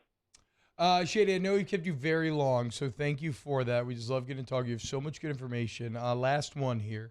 When it comes to women's basketball recruiting, nobody's been hotter than Coach Mulkey and the defending national champs, or I should say reigning national champs. The Haley Van Lith news is absolutely massive. It's so crazy when you look up now. I love what you got going on at On 3 with the NIL valuations, and you got 4 of the top 8 now right here at LSU with obviously Livy Dunn leading the way, but then Angel Reese, Flau'jae Johnson, now Haley Van Lith. Any more big, I mean, what else could they add? Is there any more big potential news coming down the pipeline? Yeah, they're coming off a huge visit. Look, Haley Van Lith was the number one player in the transfer portal. Obviously, she's with LSU now. The number 2 player is Anissa Morrow, who's coming out of DePaul, who All-American 2 years in a row. I think she was a third team, then a second team, AP All-American, and made a visit this past weekend. And it visited Southern Cal, has a South Carolina visit scheduled, but boy, kind of the buzz around the Bayou right now is that LSU made a big impression there. Wow. We'll see if that South Carolina visit still even happens this weekend. That's how red hot they are. Think about this. I never thought I'd say this, but I saw Jack Terry, who's Shannon Terry's son, who's the CEO of our company, but Jack works and does all the social. For last month, on 3, which got a ton of followers, and they're tweeting out football recruiting and football all day. 6 of the top 10 tweets most engaged were women's basketball. And obviously almost all of them involving LSU, whether Angel Reese or Haley Van Lith or whatever it might be. So, boy, does a national championship create some buzz. That is impressive. Yeah, that's insane. I mean, I know Cody had a tweet the other day about, like, Haley Van Lith mentions on social media, like, even when she was on the incredible tournament run versus when she signed with LSU, and, like, it wasn't even close. Like, it is insane. There is some weird, perfect mixture of LSU right now and women's basketball that just drives people to the screen and to click and to watch and to check it out. So it makes for a hell of a recruiting pitch. So be on the lookout, Tiger fans. Shea, thank you so much, man. You're the absolute best. We love you. Absolutely. All right, guys. All right, take it easy, man. Shea Dixon of On 3 Sports, at Shea Dixon on Twitter. On 3 does great work. So does Shea. Yeah. Make sure to go follow him and sign up. On 3's been great for the NIL valuations, for the transfer portal. Very easy access to it to kind of see what the valuations are. And, like, when you go to the transfer portal there on the site. I mean, it's going to give you what their NIL evaluation is, almost like what's it going to take to get this player to your school. Also, like how much money the school itself has to spend as far as NIL, like, what they're kind of, dishing out. Like, and even like for Colorado, like how much more they have to spend than what they had before, like Coach Prime got there. So it's been a great resource. Yeah, kind of insane to see those guys know how to build a recruiting company. Imagine that. I mean, it's literally the same team that started Rivals back in the day and then started 247 and now started On 3. Like, it is impressive in how quickly they created this thing out of nowhere for sure. Wait, so do we need to keep talking, Mara? Yeah, I'm sorry. They're working on it now, but the server. That's cool, dude. Yeah, the software just like crashed here. At least we got 2.5 hours into the show. I do want to mention though, our boys over there at Gordon McKernan Injury Attorneys, because they got some really cool things going on right now. Jake, first, I finally figured out what the Gordon avocado is. Have you seen that billboard? Yeah. Where it says Gordon's Where it's his head inside of an avocado. And it says l'avocat. And I'm like, I don't know. It's absurd. And so I kind of like it. I don't know why. Like, I don't get it. So that French word, l'avocat, it's the same word for both avocado and lawyer. Okay? So now we arrive. The French apparently treat their lawyers the same as they do their Mexican produce. But so there's a connection. People love it. It does have a certain je ne sais quoi about it. Kind of just attracts you, right? Well, they're actually tied it into a giveaway now. From May 1st to May 31st, if you take a picture of yourself with one of the Avocat billboards and post it on social media with hashtag #GetGordon, you are entered to win a prize. The first 100, the first 100 to do that. So picture of yourself with the billboard, hashtag #GetGordon. We'll get some Gordon branded swag, t-shirt, sticker, and then at the end of promotion, one person will get a $500 gift card. So check that out. Also, go find them on social media at @GetGordon for the new Kim Mulkey shopping experience, which they should be dropping some details on that today. Again, at @GetGordon on whatever social media you use. Yeah, I also know, T-Bob, like we talk about NIL and the LSU women's basketball team because they've done so many great things, continue to do those big things, but also in baseball, we've talked about Gavin Dugas, we've talked about Trey Morgan. We led the show talking about Gavin Guidry, who's also a part of the G team now. So not just one sport, football, basketball on both sides, baseball, softball, like you name it, like they're going to continue to take care of them. Yeah, they got autographed jersey giveaways coming up as well. And I talked about the Grubwood G Series, right, where Gordon sits down with your favorite athletes and chops it up. Well, the Alexis Morris episode going to be dropping this Friday, so be on the lookout for that as well. At @GetGordon. Get Gordon and get it done today. I did want to we'll do Ask the Bench here. Yeah, go ahead and start to get those in because I don't know if we're going to be able to take a break, so we're just going to continue to roll through here. Yeah, we'll just fill time, man. I'm trying to think about what I want to talk about next, though. Is there anything on the docket that we have not hit yet today? I just put a tweet in 9:30. I know we talked a little bit about Joel Embiid in the first hour. But back in 2014, he put up a tweet with like a series of like fake, rankings for MVP. Yeah. And he put himself number 1. And the caption was MVP rankings in a couple of years. And that was 9 years ago? Okay, dude. Now he's actually the MVP. That's some cool He kind of got the runner-ups wrong. I'm going to pull up the graphic here. Yeah, okay, he has Kobe, LeBron, and Tony Parker in his top 5. So oh, wow. I didn't see Tony. Look, here we go. So he's got himself first. Then he goes to LeBron, Kobe, Chris Bosh, who I don't think's ever finished that high for MVP rankings. And then, boom, there's our guy, Tony Parker and Chris Paul. Keep going. Dude, I want to see this. Hold on. Does it there's Melo. I there's thought that was Carmelo. And head then Derrick Rose would have been 8th. There we go. I don't. For some reason, Joel Embiid feels younger than that. To be with like Kobe and Melo and everybody. I mean, obviously he's not. He's been in the league for over a decade now. But that feels a bit odd.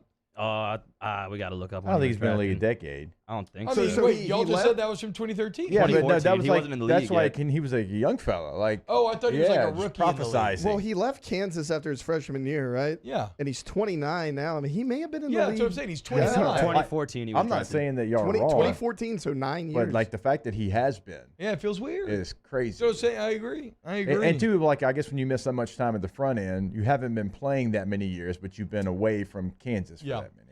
Well, also remember, early Embiid used to pop off on social media, right? Wasn't he like hitting up Rihanna, like all sorts of stuff? What do you? I thought we were good to go to break, but never mind. We're You're not. you're like one of those dandruff commercials where they give the wrong signals to the pit crew and he drives off without tires. Just gave us the thumbs up and then started doing the neck chop. Yeah, full Steve Harvey. I was wrong. Again, we are still looking for, or we are still hoping, at least I am, that Zion can find the path that Joel Embiid did. The thing that I'm not sure in is that regardless of what you may think about Joel Embiid, it is clear that he has an undeniable work ethic, right? He is obsessed with basketball, and he is constantly getting better, working through injuries, playing hurt, leaving it out there on this court for his team. That's what Zion has to prove. He tells us he's obsessed with basketball, and I know that he believes that he is, and I'm sure that he is, right? But there are different levels of obsession, right? And I've seen this, okay, when I played football, I loved football. I would do, I loved football more than anything. I worked harder at it more than I ever worked at anything in my life. But at the same time, I came from a privileged background. I knew I had kind of fallback options, right? I knew I had a safety net, essentially. I was not as hungry. I did not have the work ethic that some of my teammates did, who were more out on a limb, who were trying to lift others in their family up through just their hard work alone instead of having their family's hard work lift them up. And so that sort of creates a desperation. I'm not saying where Zion is or isn't that compared to Embiid, but I mean, Zion's been the man for a very, very long time now.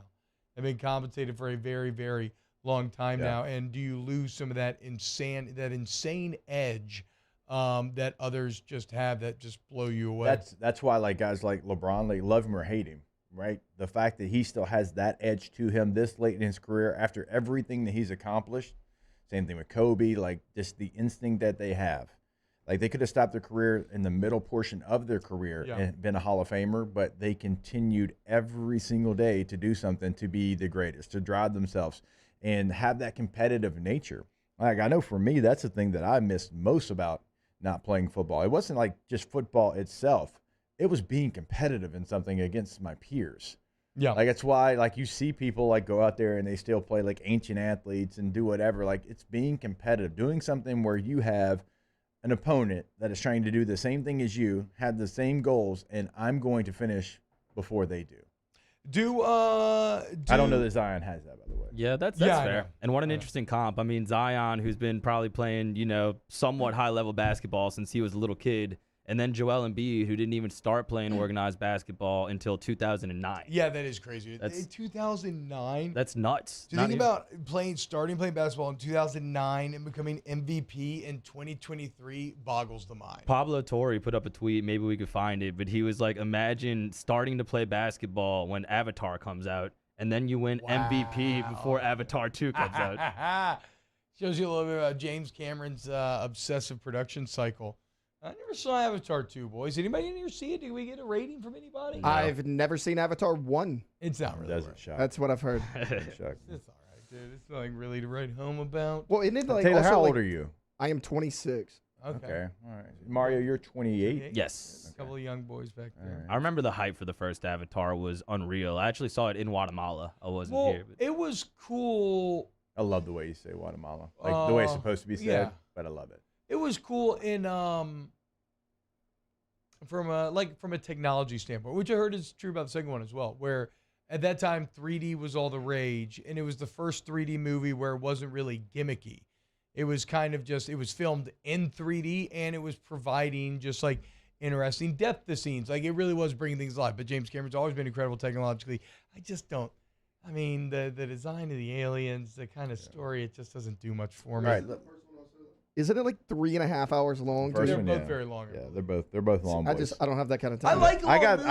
I got that time for certain movies. It's just not Avatar. Yeah. Like if Oppenheimer's 3 hours, I don't know that it is. I'm gonna be there for 3 hours. And I'm gonna enjoy Shawshank every Redemption, bit. great movie. It's like 3 hours long. Like Yes. Braveheart, Titanic, all these movies that were 2 VHSs. You can make. I'll explain what VHS to y'all later. We know. You can I know make what it. VHS is. You can. No, you can. You can make it. I watched VHS when we were little. You can make a 2 VHSer. It's just way harder to make it good, right? Yeah. It's just a harder needle It is. thread. It It's a is. harder plane to land. So what movie, like, in your adult life, because I know you've got a lot of childhood memories, T, for movies that you were excited about. Let's say since you've been 30 years old, like, what movie have you maybe been the most excited about? Like, can't wait, going to go see it literally opening day. I might not be able to even wait till nighttime. I mean, any big tentpole Star Wars movie, I'll obviously see. It's all the kind of pretty same much feeling opening for day. you. You know what I'm saying? Or I is mean, there one- post 30's weird. I don't know. I know, that's what I'm saying, like- Nothing's jumping. Yes. I mean, there are certain movies where I just remember not wanting them to end. I remember seeing The Dark Knight in theater, and I just never wanted to end. Like, we were 2.5 hours in, and I was still just like, I wish this could just go forever. Like, I was excited certainly for like the Elvis movie. I'll know I'm a huge Elvis fan. I was excited about that, but I wasn't really sure how I was going to go and end up enjoying it. But like, once you get maybe to a certain, I guess that kind of changes for you. And really, the way movies are going now, I think that's why you and I both were so excited about Top Gun Maverick, because it kind of changed and went back to that old school feeling that movies used to give us. Big action movie that was incredibly high rated and all the sounds, and it lived up to the hype. It did. But even that, like you said, we didn't go see opening night. We might have seen it maybe opening week. I mean, it was a Thursday night we saw it because we came into work the next day. Maybe It might have was been opening night. I think it was. I don't know. Is there I mean, I loved that Dungeons and Dragons movie, and it's not just because I'm a Dungeons and Dragons fan. If you want a fun movie, just wait till it comes out on streaming. It's about to be out. It'll probably be out here in a couple of weeks. But I cannot wait. Like, that is one where, funnily enough, I've been wanting to see it again so badly. I just couldn't justify another trip to the theater. That day one when that's digital, I'll go see it. It's digital. Murder Giraffe said, I'll probably go see Sisu today.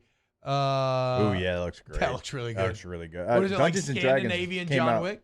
Digital yesterday. What? Yeah, just to update you. What? Yeah. No way, dude. Yeah, it's on Apple. Like, they rank the movies. It came out yesterday. Let's freaking go, dude. Watch it with the boys, dude.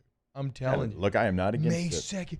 Let's go, dude. Wait, I'm seeing physical. Oh, wait, no, you're right. Yeah, let's go, dude. Okay. Hell yeah. I know what I'm doing tonight. Because I'm not doing scone and tea. Okay, that's going to be tomorrow night. So you can still go to Oliver Twist and hang out and have a good time. We will not be there. But tomorrow, big day. May the 4th be with you. Wiggins and the other people over there at Oliver Twist, Josh and everybody, are huge Star Wars fans. Last year we blew it out, big costumes, everything else. We are blowing it out tomorrow. May the 4th celebration. We have a custom Star Wars drink menu, custom Star Wars food menu. It's going to be a great time. Come chop it up, nerd out. It's a Thursday, so it kind of feels like the weekend's already started. We get a little toasty. Coming out with us, Star Wars. May the 4th be with you. Huge party, Oliver Twist, tomorrow night. Oh, my word. I just got so excited about Honor Among Thieves. I just want to, this is what I need y'all to see it, because I need opinion from someone who isn't so deep in the D&D woods, right? I need to figure out how close am I to this and how much of my own bias is affecting, because the movie does feel like playing Dungeons and Dragons in so many ways. So maybe that's why I love it. I'll watch it with the boys. Yes, watch it this weekend. Yeah, at Sometime. some point. Wednesday is literally the worst day because we've got a lot going on, baseball and blah, blah, blah, blah, blah. Oh. So, Thursday, it feels like a good Thursday watch. I am not looking for already. I got one game to go to a week, and it's that Friday night T-ball game, and I'm already this time is just an awful time.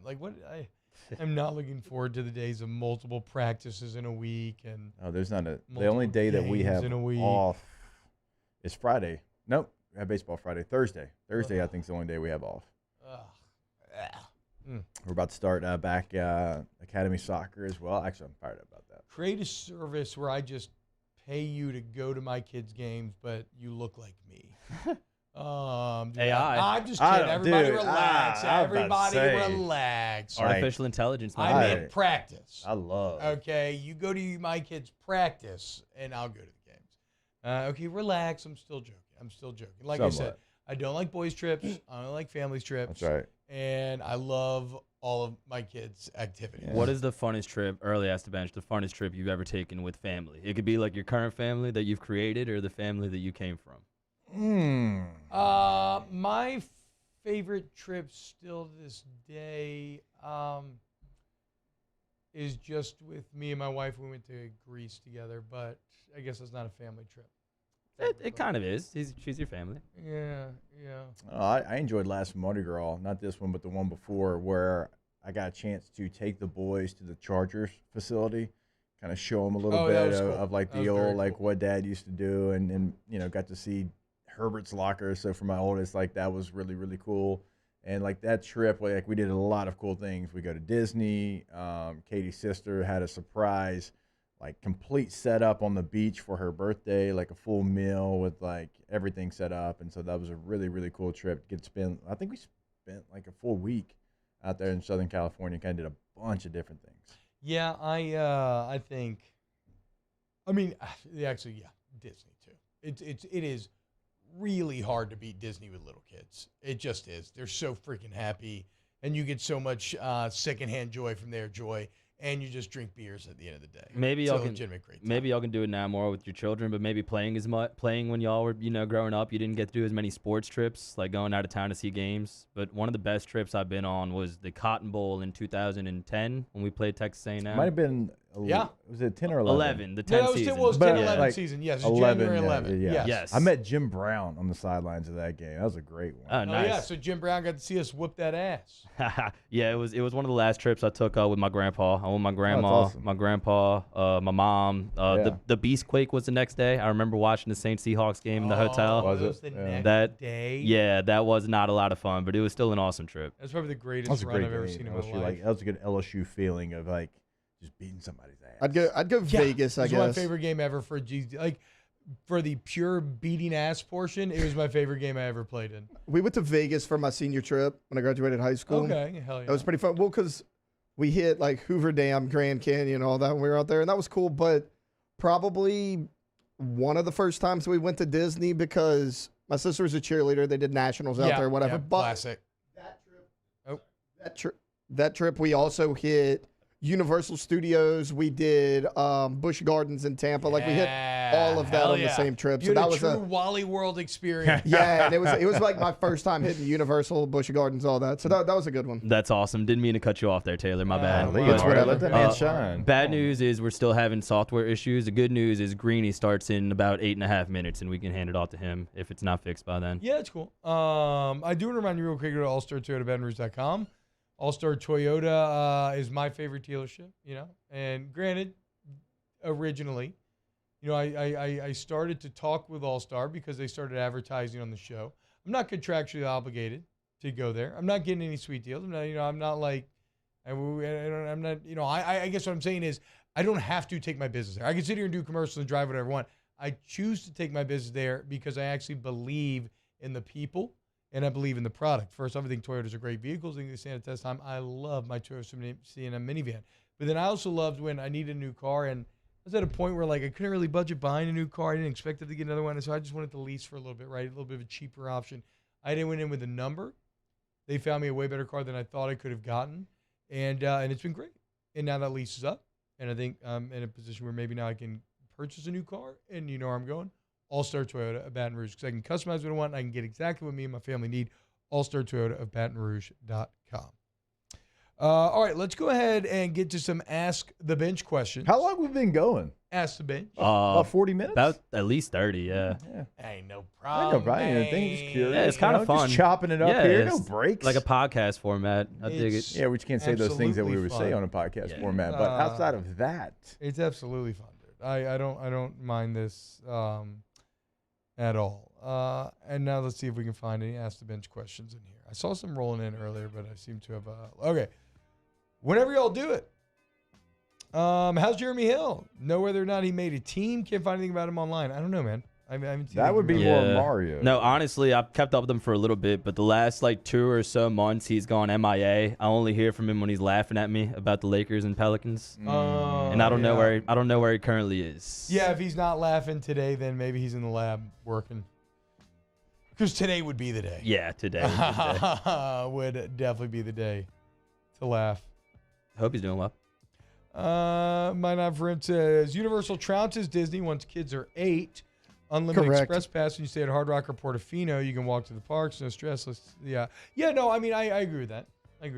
The rides are more adult. They're more fun. I remember as my own childhood, feeling too old for Disney around the same age. But I never had the opportunity to go to Disney until I was drafted in the NFL and I paid for it. Hell yeah, dude. To go. Now, love a good redneck story. We went to Opryland when I was growing up. Grand Ole Opryland. Yeah, that's where we went. I think it's Dollyland now. Dolly something. Dollywood. Dollywood. Yeah. Ask the bench.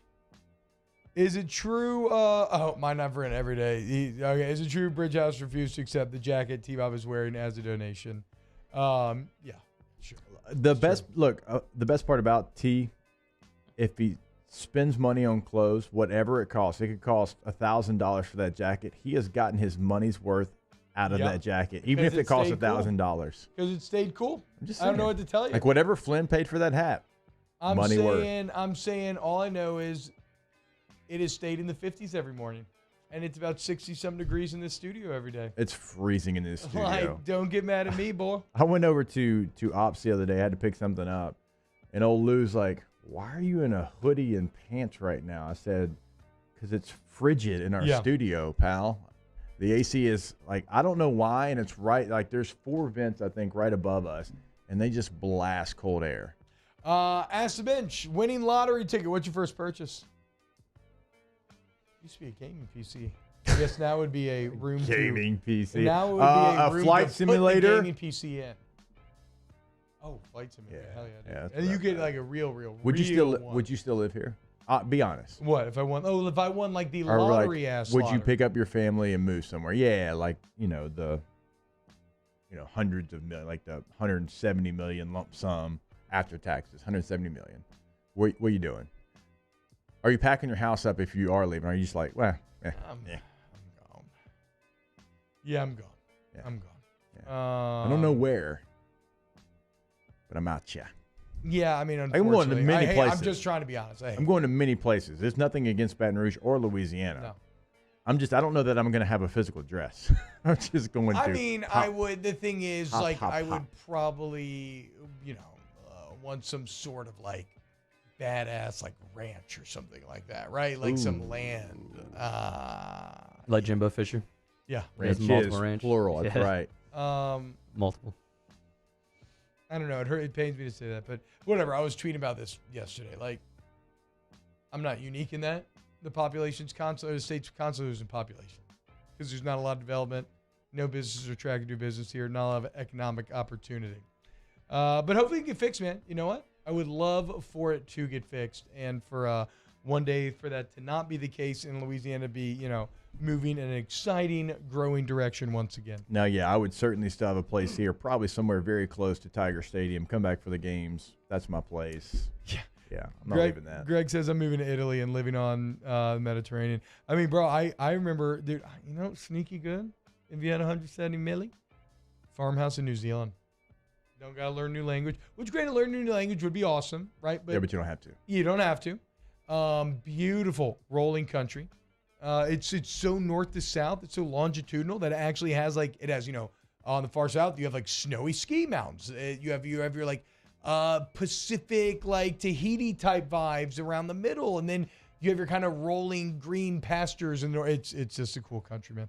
Maybe we should, each of us, have to buy one Powerball ticket per week. Mm-hmm. And then if any of us win, maybe we just split it up. We got to get this in writing. I feel like everybody agrees to split the Powerball until you actually win the Powerball. And then it's going to get a little litigious. Ask the bench for a massage. If they tell you to dress down to your comfort level, are you getting naked? Yeah, absolutely. T-Bob, anytime somebody's like, naked's an option, T-Bob's naked. Yeah, you got it. Or we say in the South, naked. 100%. They're saying Dollywood's in Pigeon Forge and Opryland's in Nashville. So maybe Opryland's still So maybe it's still a thing? I don't know. I want to go to Legoland. I was very, very young. Dude, I lived like 15 minutes from Legoland, and my boys weren't quite old enough at the time and to like really take them in. We never went. Yeah, that's crazy. I mean, no, but I get it if they're not old enough. And then feel like an adult place, you gotta like be old you know what I'm enough saying? for Legos. Yeah. Like, which my oldest is just now. I think starting to get Jackson was into. 5 when we moved from San Diego, maybe 4, 5. 30 says with 170 million, you could add to the economic development. Yeah, At I what guess age? I'm just a part of the problem. At what like age everybody do you else. stop wearing the ball cap backwards? Just curious. Never. Like, don't be one of those people. Don't. I'm doing it. Look, I mean, how I'll much wear worse mine does this hat backwards. look forward? Well, it doesn't matter. Like, good God. Like, there's a certain age you can't wear a Am hat I a minor league backwards pitcher? or a flat bill. Like, Do I play for the Baby Cakes here I or like that. LSUE? Like, get out of here. like there's not an age. And I'm not saying that you're saying there is, because it sounds like maybe you're just asking because you wear your hat backwards. Like, wear your hat backwards. Yeah, no, I'm just I wear it to hold my hair back right now. I'm getting a haircut today. Trim it up a little bit. And then, like, there's somebody to say something about it. Say something. Like, honestly. Say something. And I'll just probably be like, don't all right, wear my jeans bad. and a button up to work every day. Yeah. And then make fun of somebody wearing a backwards hat. Yeah. You bum. Loser. Dork. Hey, we love y'all. Thanks for hanging out with us here over these final few minutes. Been a ton of fun. We will see you Thursday for more OTB.